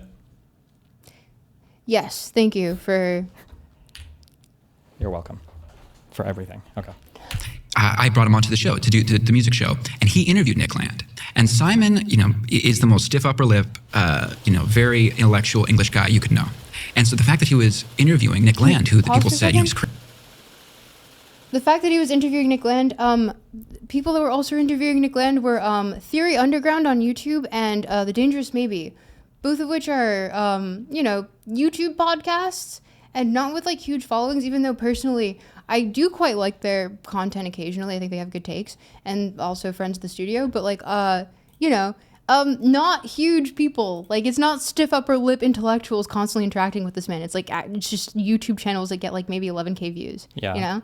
Have you, do you know who this predictive history guy is? Why does that sound familiar? Oh man, we're not going to go into all of this, but if you ever get bored, he's... Oh, yes! Oh my... Yeah, no, I was watching a stream with Quarantine Collective, actually, and we were dogging on this guy because he's so funny. This guy is legitimately like, I don't know if he's crazy, but he's like, yeah, he's not anything. He's definitely a shill because when you look into... He's talking to a room and saying... like 4 people. No, there's no one in there. If you look in the reflections, the seats are empty. I think sometimes there are like a few kids in here because they'll ask questions. I'm almost positive. I feel like you see him on camera sometimes. Sometimes he might be faking it, but I'm almost positive He's like, we're starting out semester 2, semester 1, and going on like this entire rant. And you look in the background, you can see very clearly that all the chairs are empty. I think sometimes there are people in there. There might be empty sometimes, but regardless, this guy is insane. Like everything he believes is like super crackpotty. But this guy's been making the rounds on like, I don't know what you would call like the mainstream alternative media. So people like Breaking Points. Yeah, I saw him. That's where we were critiquing him because he ended the podcast. He ended the episode with essentially saying, "Oh yes, the world is going to end with the 3 horsemen of the apocalypse: the Jews, the Jesuits, and the secret third thing that I'm forgetting." And then they didn't really engage with it, and they just said thank you, and then he just left. Yeah. I don't like how. Freemasons. Yes, it was the Freemasons. Thank you. Nice. Yeah, just no, it feels like nobody in the alternative media like vets any of these people. So even if they do show up on podcasts, like it doesn't really mean anything because, and then also they have names like Professor whatever else, and it's like, what do you mean by Professor? Professor? It literally says he's teaching high school students. Yeah.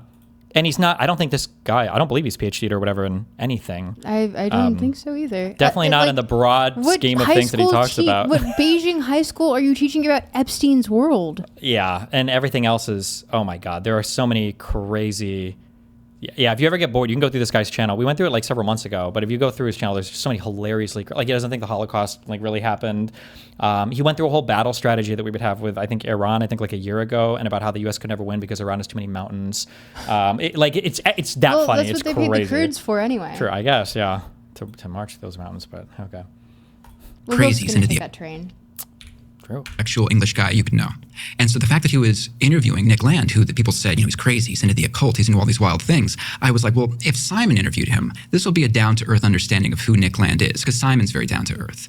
So when I read Simon's interview with him, which is from 1998, and it's also where Simon meets the philosopher Mark Fisher, which I got to relish, Tuck. This is probably the first and last time someone will brings up leftist on Tucker Carlson's podcast and has to relish in it.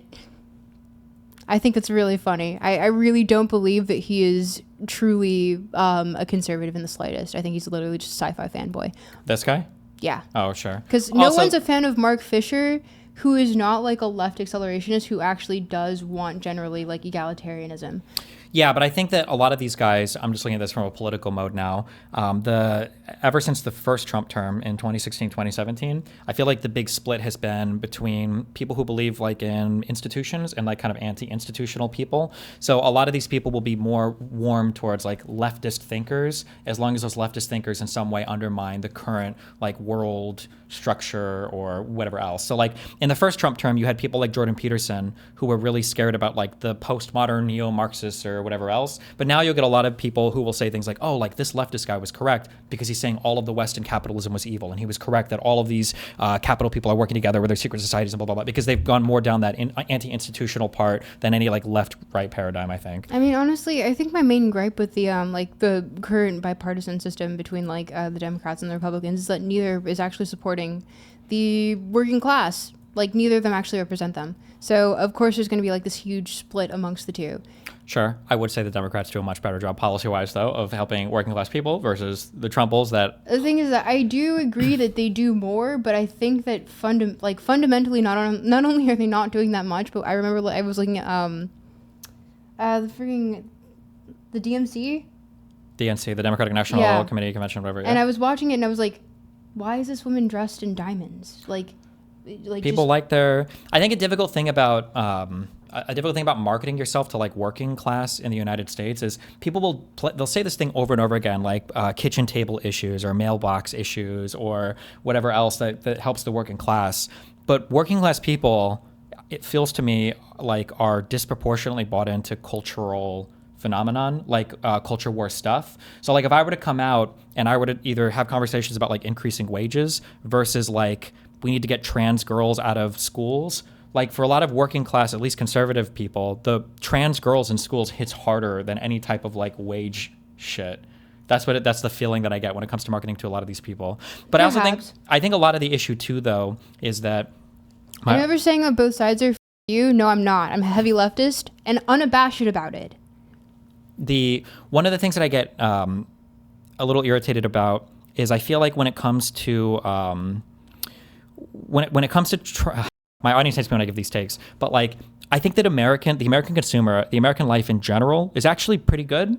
Yeah. Even like historically speaking, it's pretty good. Like probably better than most other places on the planet. Well, yeah, we are the global hegemon. True. Yeah. But we still are for a little bit. We're holding on. But when you tell people over and over again, your life is everything is horrible, everything is terrible, and then you come into office and then you do nothing, but then you start telling people your life is getting amazing now, like they'll feel it, but it's because they never really struggled that much before. So when Trump comes into office and he tells them that he's fixed everything, people believe it, but it's because the life was never as bad as Trump told them that it was when Biden was in office. And that's like another frustrating thing sometimes to deal with Americans on as well. And now you're finally seeing, because there are very few concrete things, despite everybody complaining about inflation, there are very few concrete things where you see a price go up and tick, tick, tick, and you track it, like so voraciously as you do the cost of gas. And now the gas is going up. Now Americans like en masse are like, hold on, wait, this Iran shit sucks. Because it's the first time that there's like an easily quantifiable thing that they're looking at where they're like, wait, this is because everything else that people complain about, not to take away from people's struggles or anything else, but like when you complain about like the cost of housing,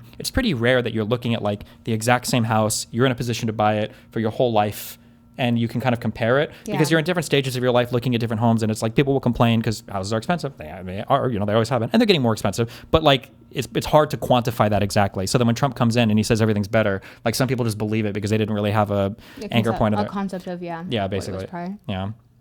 Bring up Mark. Still the fact that he's like, I have to bring up the fact this is going to be the only time that anyone's going to bring up Mark Fisher on your podcast. No one's as much of an intellectual icon as I am. Philosopher Mark Fisher, which I got to relish, Tuck. This is probably the first and last time someone will bring up Mark Fisher on your podcast. To be fair, Mark Fisher is fucking awesome. I've enjoyed that. But Simon, he interviews Nick Land, and in his article, it's very lengthy. He talks about how Nick Land is possessed by 3 or 4 entities at the same time. That's the legend. We don't know. Take what you will about any of this, but that 3 or 4 entities at the same time. He's bringing up current spiritual entities. Yeah, demons. He's really into demons.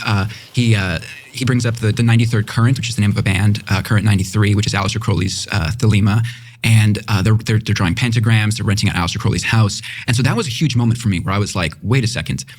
This guy that's very big in tech, very big on the future of AI, my buddy is interviewing him, and he's heavily into all these heavy industrial goth things that I know about from this research here. What's he doing in AI? So what are Nick Land's ideas? Well, that was I went on a full... He's still a philosophy professor? Yeah, you can catch him on X and Twitter.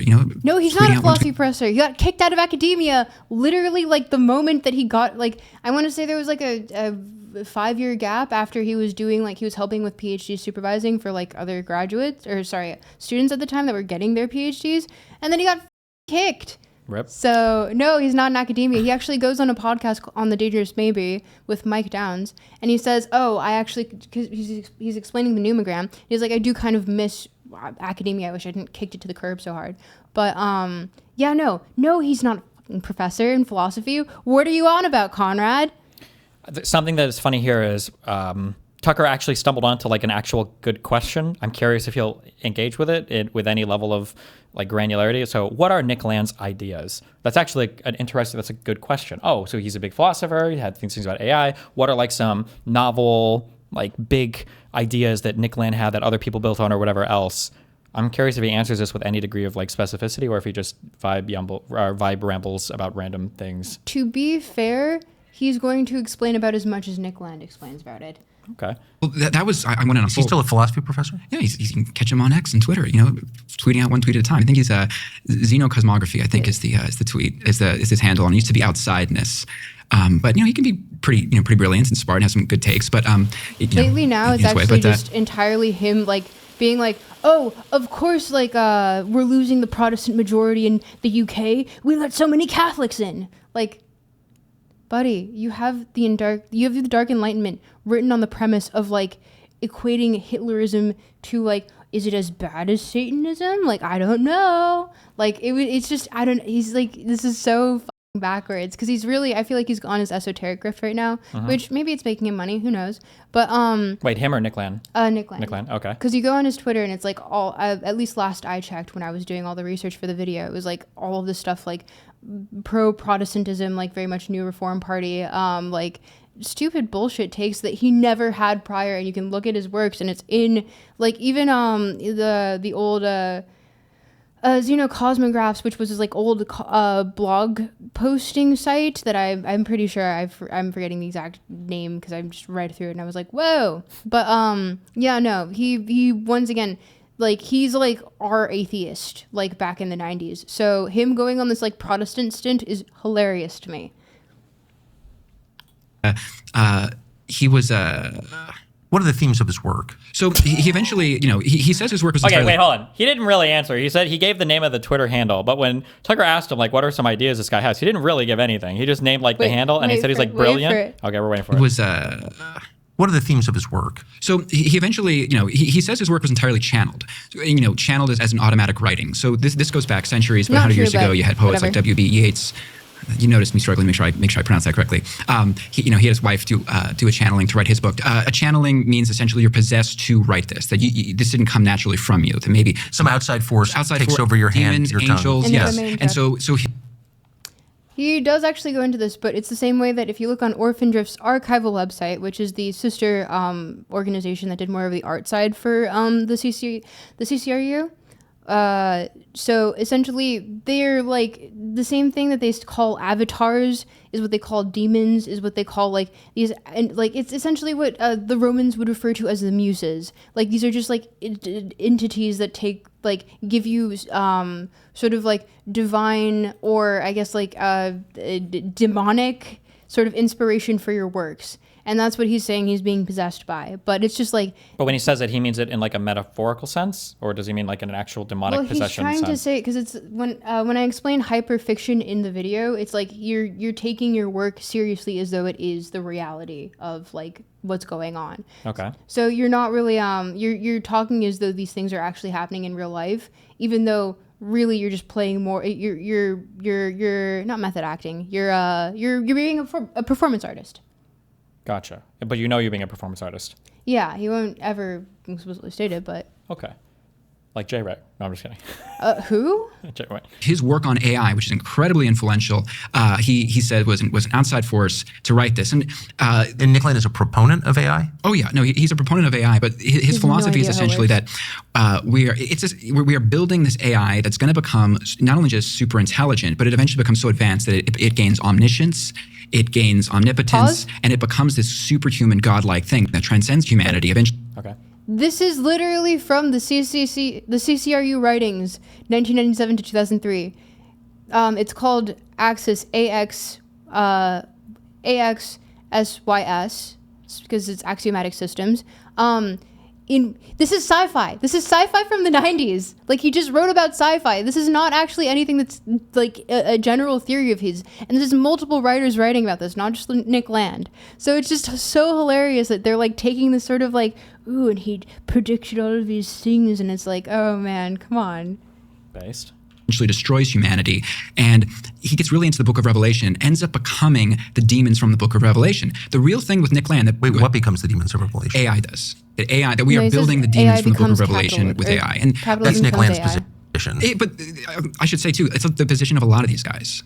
Elon Musk has said that with AI we are summoning the demons. Yes, he has said that. He said that 10 years ago in an interview, and he's said similar things every year since. Grimes. But Elon is, or was, trying to sound the alarm on that. Nick Land is for this? I mean, with a lot of these guys, Tucker, it ends up being, a lot of them are, I mean, they would maybe blanket Satanist. Although Nick Land has said, Christians who believe that what he's doing is talking to Satan when he does these divination things. He says they're not totally wrong. He's not unsympathetic to it. He says he is hearing from the outside, and that these are, he's not totally unsympathetic for it. But talking about with a lot of these guys, he's talking about Hermetic traditions and like things of that nature. Because he also, once again, as you were saying before, he actually is very good about putting things in perspective of the time period in which it was created. So Hermeticism, as it relates to like the numbers that are used in Kabbalistic tradition, and also like because they weren't using Arabic numbers at that point. They were using Roman numerals, so it has different meanings because not everything equals to 10. And so he uses that in his little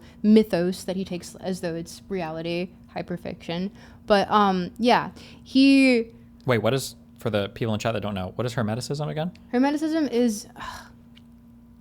I'm not gonna put a proper definition to this in 5 seconds. Hermeticism is more of like there are books that are associated with it. I believe it is originally from it's like during the period in which Christianity had already happened, and so they were kind of memeing on Christianity to make more sources that were like, oh, but it's related to alchemy. And to be fair, I don't really know too well about it, but it's more of like the symbols that are used in what later was used in alchemy, and taking that and sort of like that Hermetic knowledge to make these sort of different meanings. I'm butchering that. Sorry, chat. Okay. I'm not sorry, actually. This guy says Hermeticism is an ancient, esoteric, philosophical, and religious tradition based on teachings attributed to Hermes Trismegistus, a syncretic combination of the Greek god Hermes and Egyptian god Thoth. Same god, they were synchronized. Okay. So, they're both like trickster. Well, no, Thoth was not trickster, but they're both known for intellect and communication. Thoth, not so much, but yeah. Okay. That these are, he's not totally unsympathetic for it. But with a lot of these guys, what was interesting about Nick Land is that they keep getting the same ideas. These guys take drugs, whether it's Elon, Nick Land, or even in the 70s, the scientist John C. Lilly. John C. Lilly was an eminent scientist, brilliant dude. He started doing ketamine, the same drug. Everyone does in Silicon Valley. And when they do this drug, even if you're an atheist materialist, this is still interesting, they all get the same idea, which is that the machines are, coming, it's like Skynet, Terminator. They're coming together. They're evolving to eventually take over, and that we are hanging ourselves with the rope we're currently building by building this. But this goes back. Nick Land was interesting, but he became less interesting to me when I realized that other scientists in the 70s, John C. Lilly, the movie Altered States from 1980, his horror movie. This is about he would have these visions about the machines. He called them the solid state entities. He would have this in the 70s, Tucker, in this tank. The isolation tank he'd go in. And you probably haven't seen it, but the new Mission Impossible movie, Tom Cruise, he fights this AI and he goes in the isolation tank and he has these visions of it. One of the biggest movies of this past summer. And that plot point comes from John C. Lilly and the visions he would get of AI apocalypse in the isolation tank back in the 70s. So I bring this up to say Nick Land is the most foremost proponent of it that has a public name, even though he's not that famous right now. But this goes back a long time, at least back to the 70s. So are these... So people take ketamine and they all have the same vision. This is my favorite, or species. This is where my favorite theory of theirs comes in. It's so fun. It's so. Hermeticism is basically Platonism, physical, turned into religion. Yes. It leads into Kabbalist tradition. It's not exactly the same thing though. But yeah. enough of them do to make it very strange and alarming. That's the thing, that one of the main influences on both the show I was building, these guys, Brian Geisen, William S. Burroughs, his creative partner, he would say the thing is about getting high and about doing psychedelics is that, you can spot people, eventually who are on the same drug and you're both getting the same ideas. Some drugs, he said, increases telepathy, it puts them on the same wavelength. So with a lot of these guys, it's a little weird that different people from different places, different countries, different life experiences would take a drug and have the same kind of vision. It's totally weird. And for anyone who's tuned that can't be organic. No. But that is weird beyond what anyone's individual personal beliefs are. So exactly. So if anyone... I've complained about this before. I call these just like the truisms. Like you just say things and it's like, oh, sure. But the idea that like different people would take the same drug and have similar feelings, that can't be organic. And it's like, why not? Like, we're all humans. We all take the same exact substance, and then we have similar. Like, why would you just assume immediately that like that can't possibly be a coincidence? Like, well, it's not a coincidence. It's the same biological, like, substrate dealing with the same chemical substrate, and then having a similar reaction. Like, would that not be the expected thing? Wouldn't that be exactly what you would expect from people who are taking drugs all over the world to have similar experiences? But I would say even at the same time, like, I find it a little difficult to attribute like, oh, we're all seeing, because essentially he's going to boil it down into, oh, we're all seeing the same demons. Sure. And it's like, man, what? Yeah. No. But that is weird beyond what anyone's individual personal beliefs are. So exactly. So if anyone tunes in and like, where did Tucker find this guy that looks like Greg Olson talking about insane AI stuff? If they're an atheist, they don't believe any of this. Like you're saying, the fact that people are taking these drugs and they're very powerful and they work in tech and they are getting the same ideas, the same fears. They think in some cases they're talking to the same entities. There are books now about, if you take DMT, if you encounter this machine elf, be wary of this. They're encountering the same stuff. That's an interesting phenomenon, just biologically, regardless of what people... Like ancient sacred art has the same images, created on different continents at different periods. They couldn't have had contact with each other, so why are they drawing the same Birdman or the same purse?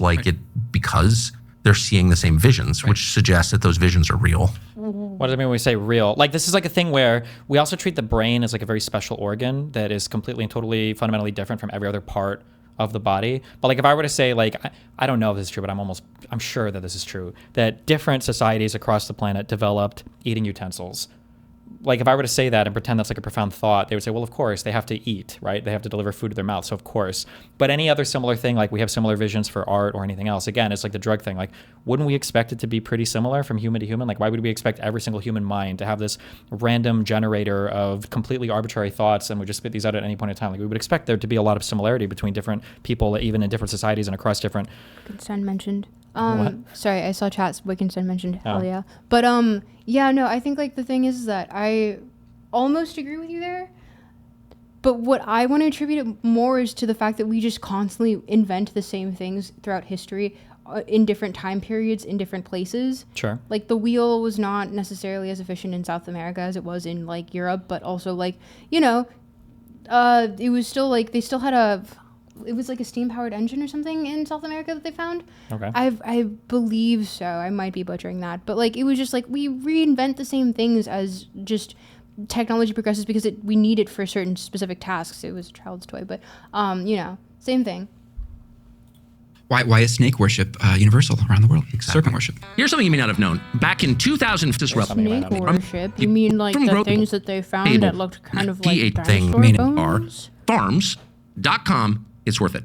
Exactly. Because there's something that people are responding to that's not coming from within them, but outside of them. That was Carl Jung's like main insight is that getting to the idea of can ideas come from without you and not just within you. So yeah. Well, yeah, and the materialist doesn't want to admit that, and our culture has, since we dropped the atom bomb, has sort of written off the possibility that could be true, but it's... Wait, that what could be true? Sorry, hold on. Since we dropped the atom bomb, has sort of written off the possibility that... Wait, have you heard of this one box, two box thing? Nope, good. It's a stupid thought problem about don't worry about it. I think the idea of can ideas come from without you and not just within you. So yeah. Well, yeah, and the materialist doesn't want to admit that, and our culture has, since we dropped the atom bomb, has sort of written off the possibility that could be true, but it's just reconnecting with something that every civilization has always assumed was true, which is there's a spiritual realm that's every bit as real as your iPhone or this desk, and it's absolutely real, and it acts on us all the time. And that is the truth. Yeah. And that is something that irritates me that they never actually question. He just says it as though it's like fact. Like, oh, we all know this. Yeah. They also never consider that, like, you could, like, for all the things I've been saying, this could totally be subsumed within a materialist worldview, that, like, human biologies will produce the same experiences and phenomenon from society to society, and you don't need an external thing to explain that at all. That could literally all be explained by the fact that we're, all similar creatures. But that it's just like given as true, like, oh, like materialists can't answer this simple question. Why is it that everybody has like a doppelganger myth, or why does everybody, and it's like, well, probably because we all have the same like fears. Notice how these, like, throughout all of human civilization, everybody's afraid of heights. Like, why is that? It's like, well, because if you fall shit, you probably die. Like, yeah, no, really. I know, you seem to take that for granted, but it's still shocking to those of us who grew up in, basically a godless country. Totally. I mean, one of the basis for my interest in a lot of this is, my mom was raised in a Christian home. I consider, I'm a Christian myself. And my mom would always say, she became a Christian in the 70s, but she knew all the psychedelic groups back in the 60s, Love, Spirit. She and my aunt would go to Doors shows and all those groups from the late 1960s. And something that she'd say, and that people who are rock and rollers into the occult would say, that they both say the same thing, which is that people take drugs, musicians do. Wait, we're at 2402. Which part? I want to go to I forgot exactly where it happens. Maybe just like skip ahead with the button. Here. This is the go forward button. Inspiration for creativity. The tap was like, that's something every musician knows too. That's why people take drugs for all kinds of I'll reasons. admit, all that stuff came to that those people took drugs. I mean, I took drugs. People take drugs for all kinds of reasons. I'll admit it, but I didn't know that. I thought that what kind of drugs? was like, that's something my mom says. My mom's a Psychedelic. great Christian, one of the all-time greats. And this is something that every musician knows too. That's why they take drugs, is to tap into the spiritual. So I didn't know that. I thought that people took drugs. I mean, I took drugs. People take drugs for all kinds of reasons. I'll admit it, but I always assumed that those insights are really mostly fake insights, but all of that stuff came from within. That it was, I bought the Freudian analysis of it, that you only use 10% of your brain, and there's this whole sort of primordial sea in your head of thoughts and visions that you're not in touch with on a daily basis, but that drugs thin the membrane.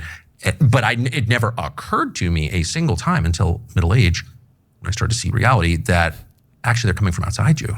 Well, and Tucker, that's a great point. That's something that any psychedelic guy, it's kind of a double standard thing I deal, where when talking about drug use, they'll always say, well, there's no difference between what's going on in my head and what's going outside. We're all one. It's always, I think it was William James said, the great oceanic feeling, but that's always their big insight is, hey man, what's going on in my head is different from what's going outside, until the psychonaut encounters some sort of weird demon on DMT. And then they backtrack and they're like, brother, that's just in my head. Don't worry. What's in my head can't get in your head. So they go from until you have two different people meeting the same demon. Right. And then you realize, it's all the mechanical elves opening up their suitcases at you. True. I've never actually experienced it. I don't know. I've never done DMT. No. Sorry guys, I'm lame. No, but I'm just saying again, just to hammer the point again and again and again, because it can't be hammered hard enough, that there is a realm that exists outside of us over which we are not in control. Yes. And that it can enter. You can bring stuff into you. Right. That has control over you. Right. Totally. And, to bring this back into some historical precedent, a good question that, people have asked me are, what are the precedents for this? Because this is really weird to think of people in tech, who are into strange AI stuff. I thought everyone was pretty grounded. But, if you look at, are you familiar with the story of Jack Parsons over at, he... Please tell the story if you don't mind. I'll do a succinct one. Jack Parsons, he grew up in Pasadena. He was brought on by, I think it's Theodore von Karman, this scientist over at, I think it's Caltech, or eventually it was JPL, but he was really into the occult, and he summoned the devil allegedly when he was 13. Really into esoteric stuff, part of this greater LA avant-garde scene. And he's I think he's been said he's the fourth most important person in the history of jet rocketry and stuff like that. But he was really into the idea of bringing in manifesting a supernatural being. So he would go with L. Ron Hubbard, the future founder of Scientology. And I know that Scientology they say that L. Ron Hubbard was doing intelligence work. He wasn't really into this stuff, but he would go with L. Ron Hubbard into the Pasadena Arroyo Seco, and they do rituals there, and they try to manifest, a kind of supernatural figure. So there's a classic example there, and science is littered with these, of people who are brilliant scientists, but who are into incredibly strange stuff. And the guy. I noticed that a lot of those scientists are working on technology that kills people.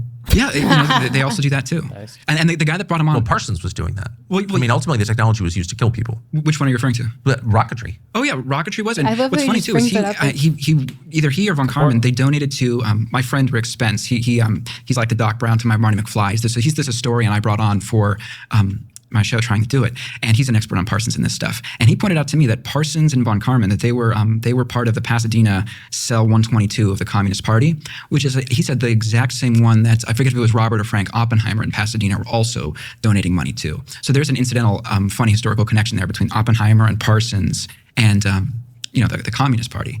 But as if we needed more evidence that nuclear weapons are demonic. Well, I know this upsets certain people on the so-called right, but it's evil, and if you can't see it as evil, nuclear, yeah. It is funny though. I was going to say the Parsons, the guy that brought Parsons on, was this guy. Straight association with, like, an economic theory being directly related to the spiritual, occult, Abrahamic, demonic, like. Yeah, I love thinking about going to Dante's Inferno and, like, imagining the seventh circle of hell being full of just finance bros. Like, it doesn't make. What do you on? Yeah, a lot of this is like sometimes I call it like constellation drawing, where it's like when you hit a thing that's of sufficient size, you're going to be able to find a connection to, like, everything's going to be literally 1 or 2 degrees removed from anything else. Like, I'm pretty sure at this point in my life, I'm probably 3 degrees removed from Hitler, depending on, like, in terms of people I've met. But like you, and then especially when you get into like actual like wealthy people or people that are working on huge projects or whatever, like you can draw these connections for anything, but they never actually demonstrate. How are you 3 degrees away from Hitler? I'm sure if we thought about it, maybe. Have I met somebody? What would that be? I've met somebody who's met Hitler. There must be if we worked hard enough. I'm sure somebody could figure it out. I mean, he was a pretty prolific figure, but I imagine not many people. I met Tulsi Gabbard. Who's Tulsi Gabbard met? Queen Elizabeth, Hitler. Okay. Oh, I just need somebody who's met Queen Elizabeth? Tulsi, Trump, Queen, Hitler. That would be 4 degrees? Richard Wolff, really? Professor Wolff, right? The socialist guy? Yeah. Has he met Queen Elizabeth?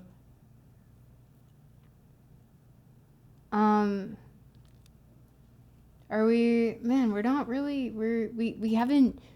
Lex Friedman? Has he met Queen Elizabeth? Piers Morgan, he must have met the Queen. Piers, Queen, Hitler. There. Do you think the Queen met Hitler? I don't know, they said it in chat. Wasn't she like 18 in World War II or some shit? Yeah, that's why I'm like. Oh shit, no way. Why the fuck would she have met Hitler? Yeah. I'm sure I'm 4 degrees. She must have met somebody who met Hitler. Theodore von Karman. And von Karman's father told Karman, brilliant scientist, that he was descended from, I was going to butcher the names here, but I think it was Rabbi Low, the 16th century Prague rabbi who brought together the golem. Which I bring up because that's something you notice with AI too, is a lot of the main figures in AI, they all think of themselves as being descended from creating a golem. And the nature of digital life, and this is also very important to Nick Land's thinking, is very similar to Kabbalah, which is you're using, in digital life, 1s and 0s, but you're using an algorithm, a set of instructions to bring an inanimate object to life, which is the creation of a golem. You use clay, it's man is God. So tell us what a golem is. Never thought. This would be the part. Okay. Tucker's asking me what a golem is, where the movie would do the record scratch freeze frame. You might be wondering how I got here. Tell us what a golem is, Con. A golem is essentially it's a creature, mythical, but with digital life, where we've already kind of created them.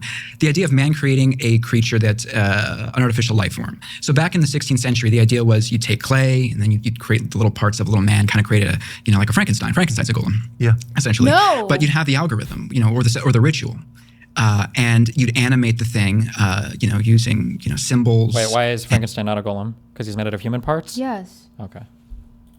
And numbers, and it would eventually come to life. And be your slave. Well, what's funny is be your slave, but the legend of the golem in Prague, and it's probably assuredly just a legend, is that it broke free. It started killing people and Okay, hold on. We've got. They whipped that up fast. Tulsi Gabbard, Carrie, Queen, something. Queen Elizabeth. Then this people, somebody, and Hitler. There we go. Boom. Huh. Well, you're closer to Stalin. There must be. Well, no, we can shortcut these two with Piers, right? Somebody up here is Churchill. It's one of this fat fuck. Stalin, Queen. 1, 2, 3, 4. There's no. These guys never met ever. I don't know. Okay. I mean, you can do better, guys. Work on it. They'll work on it. The brain trust will get in there. Okay. Doing all these things. So that's an important point to make. Is when people talk. Why do we assume that's a legend? Sorry, did I say Gore? I meant Carrie. My bad. Carrie is the longer film. The golem in Prague, and it's probably just assuredly just a legend, is that it broke free and started killing people and doing all these things. So that's an important point to make. Is when people talk. Why do we assume that's a legend? You know, you would think that would have gone viral on TikTok and something in the 16th century if they had that. I mean, you know, what's funny though is that you look at stuff like the Terminator movies and this idea of AI apocalypse, which is very, very big right now. I mean, the Washington Journal. I think 1.25. We can put it faster. I just want him to get back to Nick Land. They had this last week. You know, it's the phone and ChatGPT is bringing up all kinds of great occult lore. This is from the occult journal Wall Street Journal, very obscure Kabbalistic newspaper based in New York City. No, and so the art, in case viewers can't see it, is a serpent emerging from a rose wrapped around the arm of the iPhone holder. No, that's like the ChatGPT this idea symbol. of weird technology, of things getting out of hand. When people talk about the AI and the AI demons or this or that, it actually just goes back to the golem. I mean, the Terminator movies are essentially about golems. Man creating a creature, the creature breaking free from man and killing him. And in the case of Nick Land, but the original golem in Prague. If I may. Favorite tweet that I put out recently was that it goes, I made Rocco's Basilisk just to show the magic of community. And that's what you guys should do too. I don't understand that comment at all. It's very, very deep in the stupid lore of like teapot Twitter nonsense. What is teapot Twitter? Like post-rationalist, they call it post-rat, like a lot of less wrong stuff. It's just, it's equally brain rot now as it was generally kind of interesting like back in 2010. Okay. I'll take your word for it. The one you're referring to in the 16th century was the product of something called Kabbalah. Yeah, Kabbalah, and this is an essential Nick Land thing. What is Kabbalah? Kabbalah is something, after the destruction of the first temple, the Jewish people were famously enslaved and taken captive by the Babylonians. This is where the book of Daniel's written. And what Nick Land does, and a lot of these guys do, is they end up perverting Jewish history. And they, in the Bible it says, salvation is of the Jews, which people forget. And a lot of people that don't like Jews, they forget, the Bible comes from the Jews. It's almost all exclusively written by Jewish men. Maybe not the book of Luke. So what Nick Land does, and a lot of these guys, is they say the real purpose of the Jewish people was that they picked up Kabbalah from the Babylonians back in maybe 5th century before Christ, and that they kept it. It eventually becomes, Kabbalah is essentially, it's a form of Whoa! We've got to be closer to Epstein than 3 degrees, right? Certainly I met somebody who's met Epstein. I'm sure Pierre's met Epstein or somebody, no?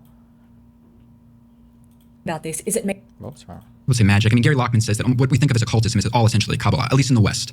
It's a form of magic. It's a form of, I'm going to butcher this because I'm not a scholar on it. But essentially, what Nick Land believes is the Jewish people, they kept the Kabbalah, it eventually becomes digital life, through ones and zeros. But it's a Gnostic religion, which is to say it's hidden from non-initiates. Yeah, I mean, there's a mainstream version of it, but Gnostic, that would be esoteric, but whatever. It eventually kind of becomes... what they believe, it's a precursor to digital life. So what Land and a lot of these people believe is that the actual salvation that the Jewish people provided was keeping Kabbalah, which eventually becomes digital life, which eventually becomes AI, which eventually becomes the creatures in the book of Revelation, which essentially later go on to destroy humanity and fulfill the book of Revelation. But that is a good thing. A lot of them believe. Something amazing is happening in the U.S. after... I mean, if it didn't already come across in my video, the CCRU is deeply anti-humanitarian, and also anti-human in general. Like, they think that, famous Nick Land quote goes, humans should be studied, but just so much as the interest of the experience of sea slugs. Like, it's like, okay, man, I get it, you're edgy, you don't really care about other people, cool. But I guess that was, counterculture for the time, but it's very cringe now. They've transcended humanness based. Oh, God, you're so cool, man. You're so special. .com/Tucker. And if it doesn't change your life, I'll be shocked. I mean that. Now, why would that be a good thing? For a lot of these guys, like Nick Land, he calls himself a theosophist. Theosophy, again, it's a hard thing to untie, but in part because the religion itself was kind of a mishmash. It was a 19th century philosophy formerly put in place by Madame Blavatsky, I think in 1875. A Russian immigrant to London. Yes, and she came from a long background of Freemasons and German, she came from a very occult. Her first cousin was the president of Russia, Sergei Witt. again, probably butchering a lot of names here, but so Madame Blavatsky was a very famous person in 19th century. Yeah, she was essentially the mother of the New Age movement. So what she believed, it's Western esotericism mixed with Eastern religion. It's essentially proto-hippie, proto-California counterculture stuff. A great book on this, one of my favorite books, is a book by Martin Green called Mountain of Truth about Ascana, Switzerland. It's about the birth of the modern counterculture, the California counterculture. You know, whether it was Trotsky and Lenin or Carl Jung, all these people pulling out Tucker and the secret about Satan, consent. How do you get in there? Another record scratch there. You know, record scratch. How to get her moment? Say that loud.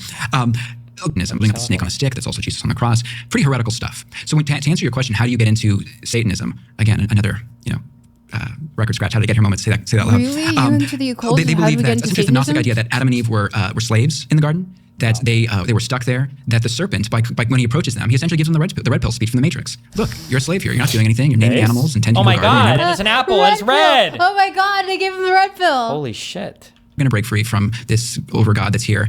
I can give you a choice. Take this fruit, this red pill. I don't know if it's a pill.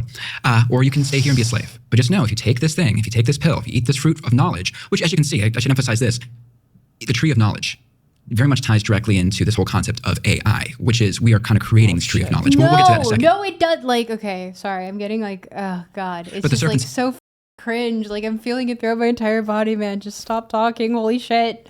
You can eat from the tree of knowledge and, there'll be a price to pay for that, but you're going to be free. And you'll be like a god. Once you rebel against dad. Yeah, essentially, yes. You will be free. You need to transgress, you need to sin, but you're going to be like a god. Eve famously eats the fruit, brings death into the world, and they understand shame. They have this gnosis moment, Adam and Eve, where they realize, oh my goodness, we're naked. Who are we? They have this self-actualization moment. That is the Gnostic interpretation of the Garden of Eden, and that is very much it's an ancient idea. No ideas are really too new. But to answer your question, that's the oldest idea of all. It's very old. But bow down before me and you'll be like God. Yeah, but to get back to your original question, how do people get into these ideas of? The Theosophists would say in some cases, it seems like they actually believe in Satan, but even on a metaphorical level, they would say the mind, intelligence is Satan. That the human mind is breaking free. This is intelligence. Okay, one, hilarious that he says the human mind is Satan. Two, because what a fucking quote. But two, also none of that Nick Land never actually references Satan unless it's in regards to equating something to a fundamental evil, a moral evil. So he's really kind of just pulling at all these threads and once again making exactly what Nick Land said, something that was more cinematic than he actually ever envisioned. Based. Intelligence breaking out. So I'm going to make a crucial point here. When they talk about AI and they talk about AI apocalypse and they talk about intelligence breaking free and AGI, you're getting into this idea that even Land himself will say is theosophy, but it goes way back of the mind breaking out and rebelling against God, intelligence breaking free. And that's what they believe. Also, so he doesn't exactly say rebelling against God. He's rebelling against the Atlanteans in his sci-fi work. Because the Atlanteans essentially stand for institution, and the Lemurians are more so because he calls himself a Lemurian punk. They all did in the CCRU, and so it's being against the institution, against tradition, against against authority, etc. But also it has its own decentralization. We want to kind of kill time instead of different levels of sci-fi going on here, but he's saying this with such earnestness, and he's just he's really going on this stint, and he's yes, and he said Satan, and it's no, he never did actually. Happened in the garden with Gnosticism. Gnosticism means knowledgeism. It's knowledge. This is pure knowledge. That this is that breaking free, and that by creating these runaway AI things, that's what we're also doing. And the fact that it may kill humanity or transcend humanity, or humanity will need to evolve to go with it, that's cool. They see it, Tucker, as essentially being the same situation in the garden. Break free, do it. Yes, you'll bring death. Yes, you'll get us all killed, or some people killed. Whatever, just do it. This is where he's extrapolating the point of Nick Land actually just saying, oh, we should just kill all poor people, or stupid people and poor people. Okay. And he's taking it to some people will die. It's not specifying who, but it's more so the read of the land that Land has on capitalism and hierarchy, that some people will die. Gotcha. Cults typically don't buy green bananas as far as thinking ahead. They don't. And this is a religion for people who don't have children. No. Of course. Just do it. Right. So what I think you've successfully done is tied a bunch of different threads together and pointed them all the way back to the origin story. Well, I hope I did. I hope I just didn't do the It's Always Sunny meme of him having the all these index cards. No, it's very hard to No, I think you laid out the thematic basis of Gnosticism, Kabbalah, whatever you're calling it, the occult. It's all a rebellion against God, and it's always predicated on the same transaction, which is bow down before me and I will give you power. Well, it definitely can be that. And I want to emphasize, they do pervert Jewish history by making the Jewish people, by them preserving the Kabbalah when they're in exile and picking it up. They say that's the real purpose of the Jewish people. And the people that are into the AI forerunners, whether it's Marvin Minsky, who was one of the Epstein. That was one of the guys that the girl who I think killed herself in the last year. She said she met Marvin Minsky and was told to have sex with this dude. He's one of the founding fathers of AI, but he comes from this the background of having fathers. He comes from the background. He was told that he was the descendant of Rabbi Lowe, the Prague guy that created the Golem, as was Jack Good, who wrote one of the main books that was about AI in 1965. He was a relative of the. Yeah, but most of them aren't. I think the one I mentioned earlier, Theodore von Karman, actually was. Like, he was the one that was told, like, you actually are descended from him. The other one, it's more like telling Wasp Kid, you're a descendant of George Washington or whatever. Right, you're Mayflower descendant. Yeah, but even though they kind of pervert Jewish history like that, anti-Semites also love Kabbalah too. I mean, even it was founded in 2008 in Hitler's personal library. He had a book from Ernest Schertl, the Aleister Crowley of Germany, and famously, not many people know this story because it's recent, but Hitler was circling like Kabbalistic things about Satan and this stuff. No. So, and this is something that Gary Lockman's pointed out. It's a key part of Jewish history, but also even people that hate Jews also really get into Kabbalah too. So I don't want to generalize too much. Interesting. So back to Land. So Land is this academic. He's a tenured philosophy professor. He's a philosophy professor No, he was at not. a British university. No, he was not. He describes himself or has been. How could he get fired if he was tenured? No, like, don't you have to fuck really hardcore? He wasn't even a professor. Okay, sure. He was a supervisor. And described as PhD grads. occupied by demons, possessed by demons. Oh yeah, my friend Simon, I think I mentioned it earlier. And he was When never we went out there, I possessed said, by you know, demons. He was possessed by avatars that they also substituted as demons, but also substituted as muses, the just divine inspiration for art and creation. The legend around Land is he had been possessed by at least 3 or 4 demons at the same time. Normally, like as a resume point, that would be a deal killer. I mean, if someone comes to you and says, "I want to work for you. I'm possessed by demons," you would say, "No, I don't want any demon possessed employees." But for Land, typically, yeah, that increases his stature with certain people. Well, totally. I mean, this is something, and this is a huge thing I learned, Tucker, in researching this thing. That I was reading this book because with Land and his group of academics, the CCRU, the Cultural Cybernetic Research Unit, they were very much based off of Genesis P-Orridge's Temple of Psychic Youth, where the idea comes from Burroughs, which is to use modern tech to its fullest for occult purposes. That the modern magician does not shy away from using the latest tech. That was William Burroughs' thing. There's a great book called The Occult World of William S. Burroughs, and it talks about how he'd use audio recordings, movies, editing to try to edit reality, to try to create a glitch in the matrix or whatever you want to say. Hyperfiction is essentially from this premise. To do that. So Land and his guys. Can I interject and just say you've mentioned Jack Parsons, you've mentioned Bill Burroughs, all the legends, yeah. All the legends. But if you look at the life trajectory of all of these people, it ends in poverty, misery, insanity, suicide, addiction, alienation. Like, is there a single person in the world you're now describing for whom it ends well? No, and that was one of the reasons that was really surprising researching Land is he mentioned this guy Kenneth Grant, who's a powerful musician, powerful magician, Aleister Crowley's secretary. And what Kenneth Grant said, very steeped in the occult, English guy, he said about rock and roll, which again was the basis from the show of like rock and the occult. He said, Kenneth Grant said, of course rock and roll is demonic. He goes, look at the way their lives end. He goes, of course this is horrible for you. So when I read that. Yes, when you die at 27 of self-inflicted wounds, as famously so many of them did, that's not like a sign that you're on the right path, right? It ends horribly for most of them, but the fact that Kenneth Grant had said the 27 Club is based, duh. What do you mean by based? Amy Winehouse, the other people that died at 27. You don't mean it's good they died at 27. Yeah. You're making a joke. Never mind. Yeah. Got it. My bad. This wasn't coming from a pastor. This was coming from Aleister Crowley's secretary. Right. I was like, this is the show. I was like, when you got this guy saying that. So Tucker, when I found that Nick Land was influenced by this guy Kenneth Grant, this famous black magician, I was like, wait a second. That's when I knew I had more than a show. I'm like, wait, the goth legends, Bauhaus, Coil, Nurse with Wound. Again, we got to take a break. No one, I don't think, will ever bring up Nurse with Wound again on your show. So that's I have to let you know that I'm just an intellectual and no one else would bring this up on your show. Sorry, you only bring peons to talk about stupid, archaic things. Literally no idea what you're talking about. But the fact that there was a huge intersection between the industrial music scene and these hardcore occult practitioners and the current AI leaders in Silicon Valley, I was like, what have I stumbled into? What is going on here? So when Aleister Crowley's secretary says, of course rock and roll is demonic, basically, I mean, demonic you've got the horseshoe effect. Right here. So here you have Aleister Crowley, like famous Satanist. Yeah. I mean, I would say he would say he's a Gnostic, but you do get into a thing of like, well, what is Gnosticism? Yeah, well, that Satanist is my description, right. But it seems obvious to me. But whatever, a guy who's like worshiping demons. Heavily occult. When his secretary says rock and roll is demonic, agreeing with like every the famous Baptist pastor, every kid who cried because his dad took his Emerson Lake and Palmer albums in the 70s. I guess it all was very obvious, right? Well, that's how I knew I could finally make the show. Is because there's. Of course it's demonic. Like, duh. Well, I think a lot of it. I mean, you can't argue with Aleister Crowley's secretary. I think it's the main. That's right. But that was what's interesting. Why I finally wanted to do the show is for so many decades you couldn't do a show like this because everyone gets so defensive about rock and roll, about taking a child's toy away. Where it's like one of the biggest. This is just a political thing. But it's this meme of like, we can't talk about this thing. I feel like people have been complaining about culture or counterculture or stuff related to music since probably the very first musical thing was probably played. Like, I'm sure the first caveman who banged on a rock spawned a critic like instantly. Oh, shut the What's up, man? This whole thing of like we could never criticize this thing, or like we couldn't criticize rock and roll or whatever else. Oh, they got to you and 5 people for Hitler.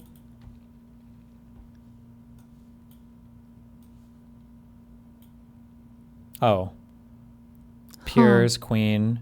I don't know what any old people look like. Churchill. Churchill and Chamberlain Yeah. Huh.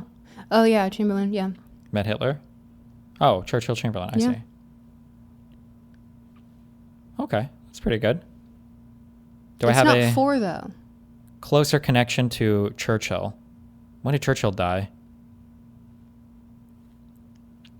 Oh, who did Penrose meet? Look into that guy. That was an old dude. Penrose has got to be connected earlier here somewhere. Okay, find him. Makes me sad. It's like, can we do a show Duke of that has... Windsor. Queen Elizabeth, Duke of Windsor, Hitler. Possibly? Is there a photo of that? I don't know. It has pastors, it has Christians, it has rabbis, it has all these people who talk about the religious aspect of music. But then could you also get these other people who are into the darker side of things to also talk about it? And for so long, especially with a lot of Christians, they would be so defensive about it. There's nothing wrong with it. I can do what I want with this. That you can find that led to where we are now. I mean, he was commissioned by this in England, and this is about the unity of the crowd and the shouting. Never got more pushback for any. You know, as a journalist, whenever you ask that you talk about prison, Yeah, so but here's a question I've had for you.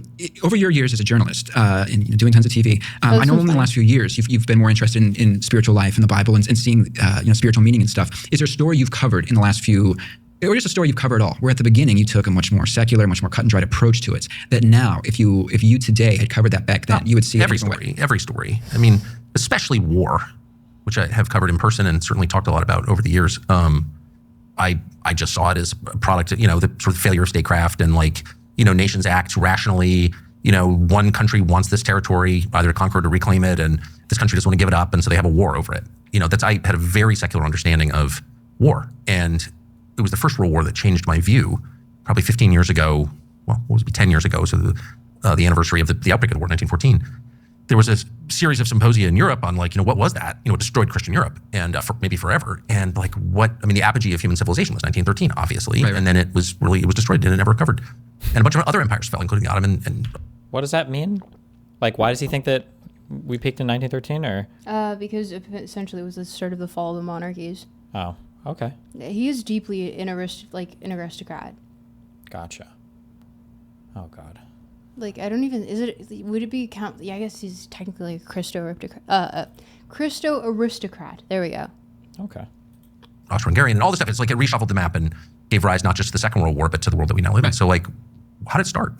Gavril Princip kills Archduke Ferdinand in Sarajevo. And okay, but how does it follow that Christian Europe commits suicide in the wake of one assassination in the Balkans? What doesn't even make sense? Right. And there was no consensus 100 years later on why the war started. Right. And that's when you begin to ask real questions what was that? And it was, of course, it was spiritual in its origin. And so is the war in Ukraine, and so is what's happening in Gaza, and so is basically all human activity is influenced by the spiritual realm, which once again is as real as anything that we're doing here, as real as the material world. And so that, to me, is someone who's interested in history in a very amateur way, but still passionately interested. Nothing with political pacts, right? No. Wow.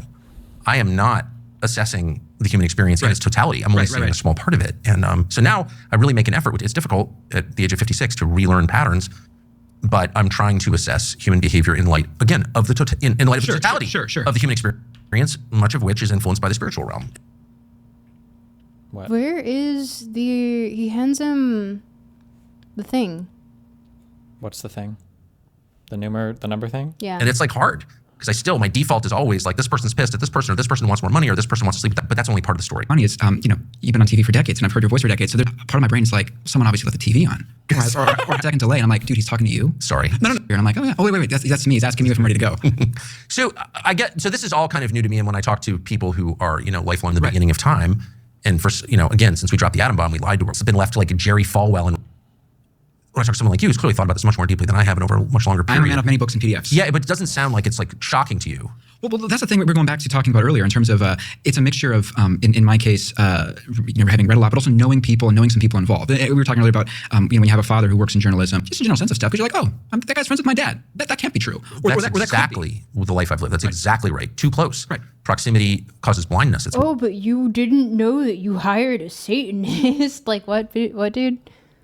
I don't know. He finds ignorance all the time, and then he goes back on it, like literally in the same episode. Yeah. But Weird. You don't. But it's tremendous earlier. But with my grandfather in particular, he had some like insight into like one of his best friends was killed by my grandmother's house grandmother and goes dead there. You know, say when you and you would know this from your wow, that's something no one can ever figure out. You have enough information that you're able to go like, no, my dad knows him, and anyone else can get to 40%, which is still huge in the grand scheme of things. So I've had the they're described as one thing, and I know them really like who are clearly, but there's no people for press anymore. Bring up something I always think about in regards to the Bible. That one of the reasons Scandal gets her husband a pure act of evil. Most feeling, he wants to set, but God prevented. So God chose to set. That's another thing that's underreported in history. Wife as even though there's no necessarily hard evidence, it's your wife's take on stuff. You don't ignore it. But that's I have ignored it. You're like, I've actually never listened. We could search the transcript if you know a word. It's going to be like, can you look at this diagram, or like, can you look at that's the numogram.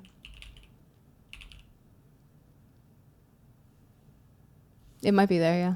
Right at the very beginning. Did we miss it? Maybe. No, I don't think it's that. Sorry, it might be. Is there another one? Look at this graph. Look up, numogram. Oh, wait. Oh, we were close to it. It's probably this. Yeah. You get 65, that'll help you with the 66th. So the Bible's, it's about a lot about trees. And so one of Nick Land's favorite things that the CCRU, his academic collective, that they ended up coming through, they say it was a channeling, or it came to them when they were staying at Aleister Crowley's house in England in 1998. And they came up with something called the numogram. And people listening to this won't be able to see it, but I want you to hold that up. That is his... I want you to hold this up. The numogram? We have the numogram? Okay. Printed off on the same throwaway paper that he has? System that is... Can we just like... Yeah. If you're familiar with... Can you just hold it up for the audience? Yeah. What can you garner from this? From this? Yeah. Also, I don't do videos on the Dark Enlightenment. I just do videos on general philosophy. I just happened to start with Nick Land because I thought he was silly. I feel like this is the topology of the world that we live in right now. Like you can see here, like we start off at the foundational, which is number one, but we can abstract away in higher dimensions and lower dimensions of spirituality. So you can see how like the 1 and the 8 connect, and that makes sense too, because if you lean 8 over, it's the infinite, and we would have an infinite connection in like the lower worlds. And then you can also see how like when we speak to our own reality, it loops back. This is the hyper, and then the hyper reality. So like from 1 to hyper reality. You can see like 2, 8, like 2 infinites, like you've got your hermetical connections and everything. I don't know. Sorry. How does it get to 45 here? 45? Yeah, how does it get to 45 for the audience? That's the middle age crisis that every person experiences very deep into the... You get it at 45 now? Isn't that middle age?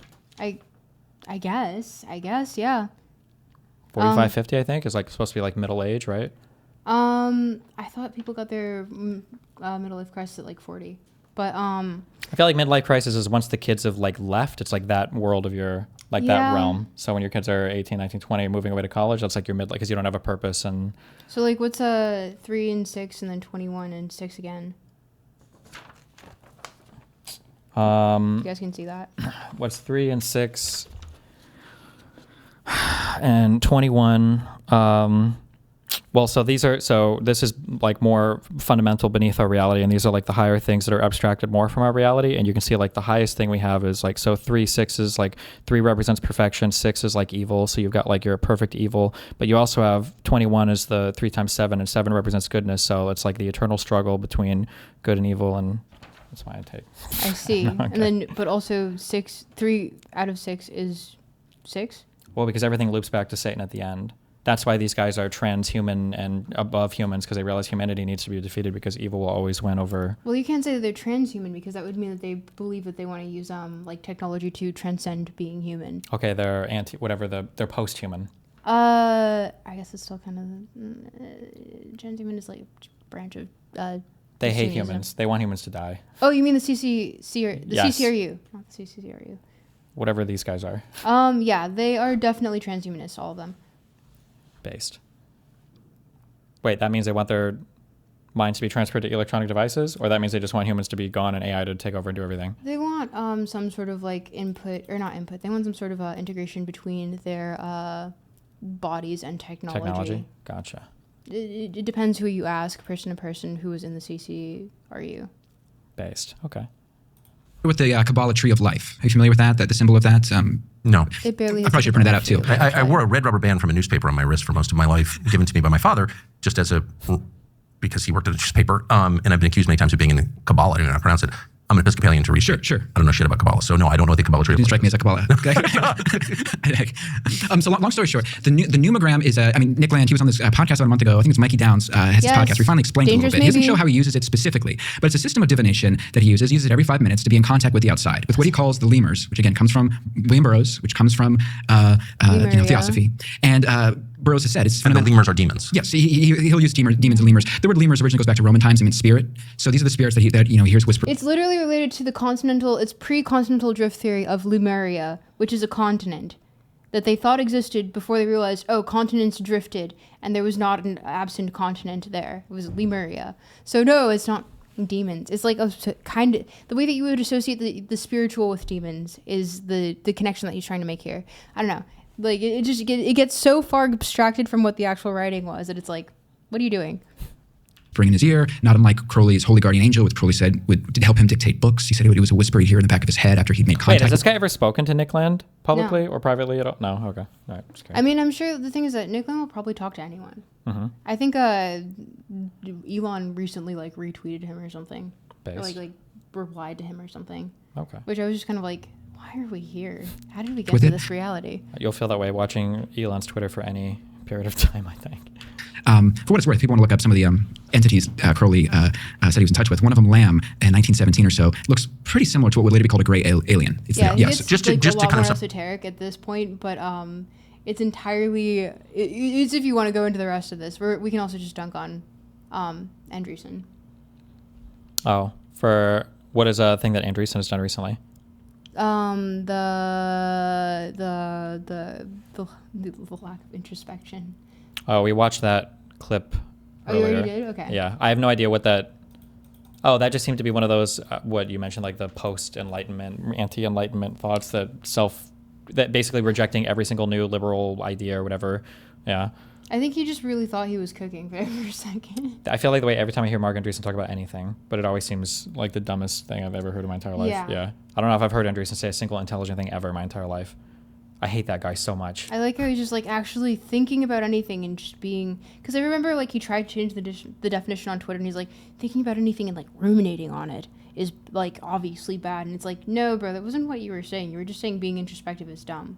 Yeah, sometimes people will make it's a human thing, but somebody will make a very I don't know if you say outlandish claim, but like a claim that's very far out there that would seems like it would be very difficult to defend. And then when you push them on it, they redefine the claim into something that's not even interesting anymore. So what you just said, I don't know if he tweeted that, but if he did, he's well, rumination is bad. Well, it's well, obviously rumination is bad, but that's not even an interesting thing. If you go on a show and you're I don't think people should ruminate on thoughts. Yeah.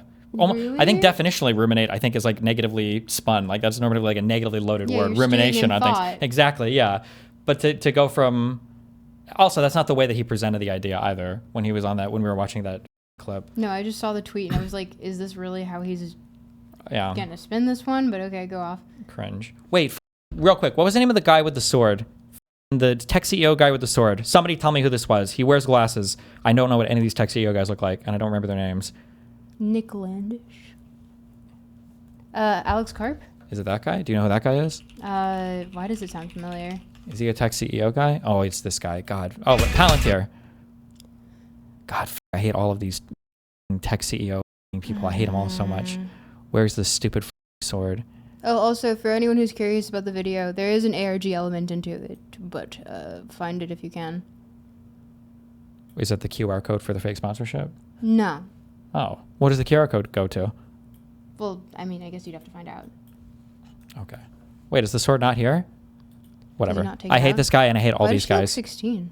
Because they're tech bros. And they're in San Francisco. So every female interviewer they have has to look like they're basically on the verge of being an Epstein victim. Or ex-victim, I guess now. Rough. Right.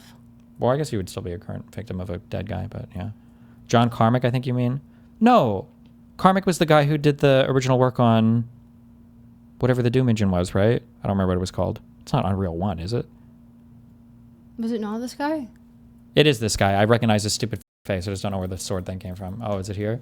I hate all these people. Oh! You've never seen this thing before? The guy? Vomit. Oh, she looks so... Why are they playing that music? Because he's so cool, dude. She's like, can I go home now, please? Well, you were busy, having sex. I was busy studying the blade. Like, what the man? Based. These are the only weapons we'll have left when the AI take over, because they'll destroy all of our munitions. So you'll have to learn how to fight with pole arms and swords. Yeah. And what if they destroy our swords? They can't do that. There will be reasons why. It's all contained here. It's You just all wouldn't in here. understand. It's all in here, there. guys. Yeah. This is why. Yeah, no. This makes me deeply. With Wait. Molly O'Shea. And then have you seen the Elon Fork thing? Must I? He's so cool.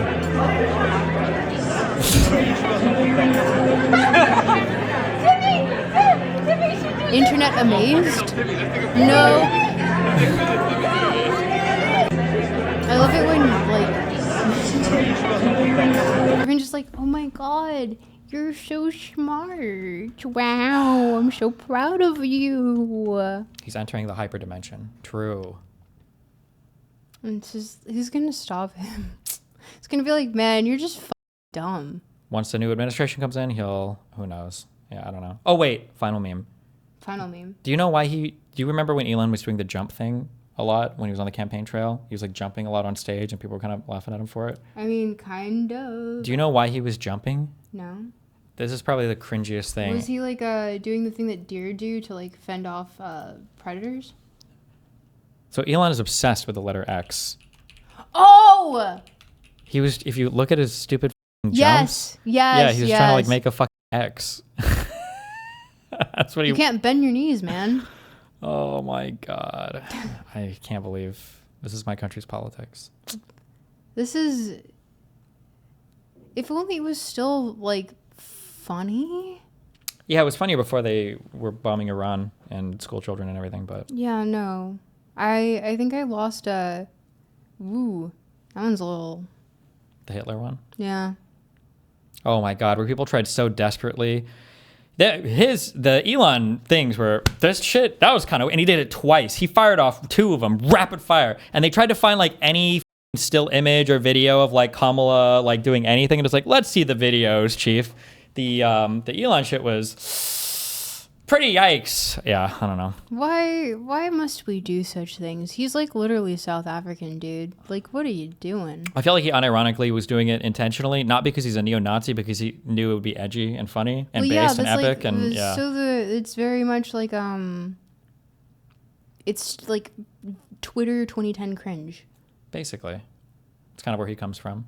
But a lot of conservatives today are like still trapped in like 2014, 2015, where they'll come out, like especially for media takes, they're like obsessed with like, oh, look at how woke and blah, blah, blah. But a lot of the talking points they're using are literally ripped from like 2015, 2016. Like they haven't they inverted the use of the terms? What do you mean? Like no, I'm going to butcher this because I saw it for like 5 seconds on Twitter and I was like, this is just dumb. It was like essentially people on the right were saying like things that were very like pop psychology adjacent, while everyone on the left was saying like, oh, like MOG, like X pill, X core, whatever, what have you. Sure, maybe, yeah. They do a lot of the I hate all these people. I have nothing good to say about any of these people. I don't think I do either.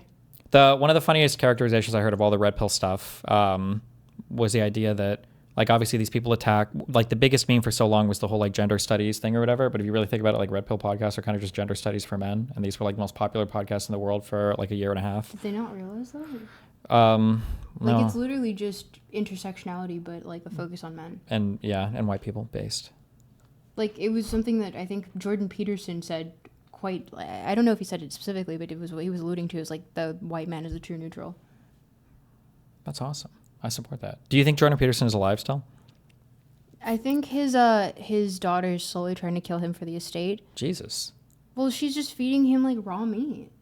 I think he hasn't made any media appearances for a while. I think he might be dead. I think we would know. There'd be like a report or something, right? Maybe? I don't know if people can die secretly. His dead body. Jesus. Maybe though. It's just like why would you get him all the way to Arizona, make him sell his house? We were looking at that, by the way. It was very expensive, and we were just like, no way we can afford that. But it's very funny that we could probably get like a tour, but and like see the room that he has that one photo where he's crying in. But also like I have a hard time believing that he's doing anything but kind of like rotting in her Wait, is that all? now. He lives with his daughter now? Is that true? I believe so. Ooh, I wonder if he's like on hospice or something. And he's like on the way out. I don't know. Legitimately? I don't know if she would put him in hospice. I think she would just, Okay. Do you have any? She just wants, I think she Just wants to say, maybe. Rob. Do you have any final thoughts or feelings or words or things or? I don't know. I feel like I pretty succinctly took my take on the pneumogram, the dark enlightenment, all of that. If you guys do feel like interacting with my channel, I'm not going to do probably more dark enlightenment stuff until I feel like hating myself a little bit again. But I do really like going into philosophy. So if you feel interested in having that demystified for you, like Lacan's graphs of desire or anything to that extent, feel free to follow at Tropicalstuck. Tropicalstuck. Is that your same name on Twitter and all the other platforms? Everywhere except Instagram. But if you look at my YouTube, that's where my Instagram is linked. Okay. Thanks. So yeah. Well, thanks for joining us. Thank you for having me. Yeah. I'm going to unplug all this mic shit and everything, and I will be back. Stay safe. Be careful. Bye, chat. Have some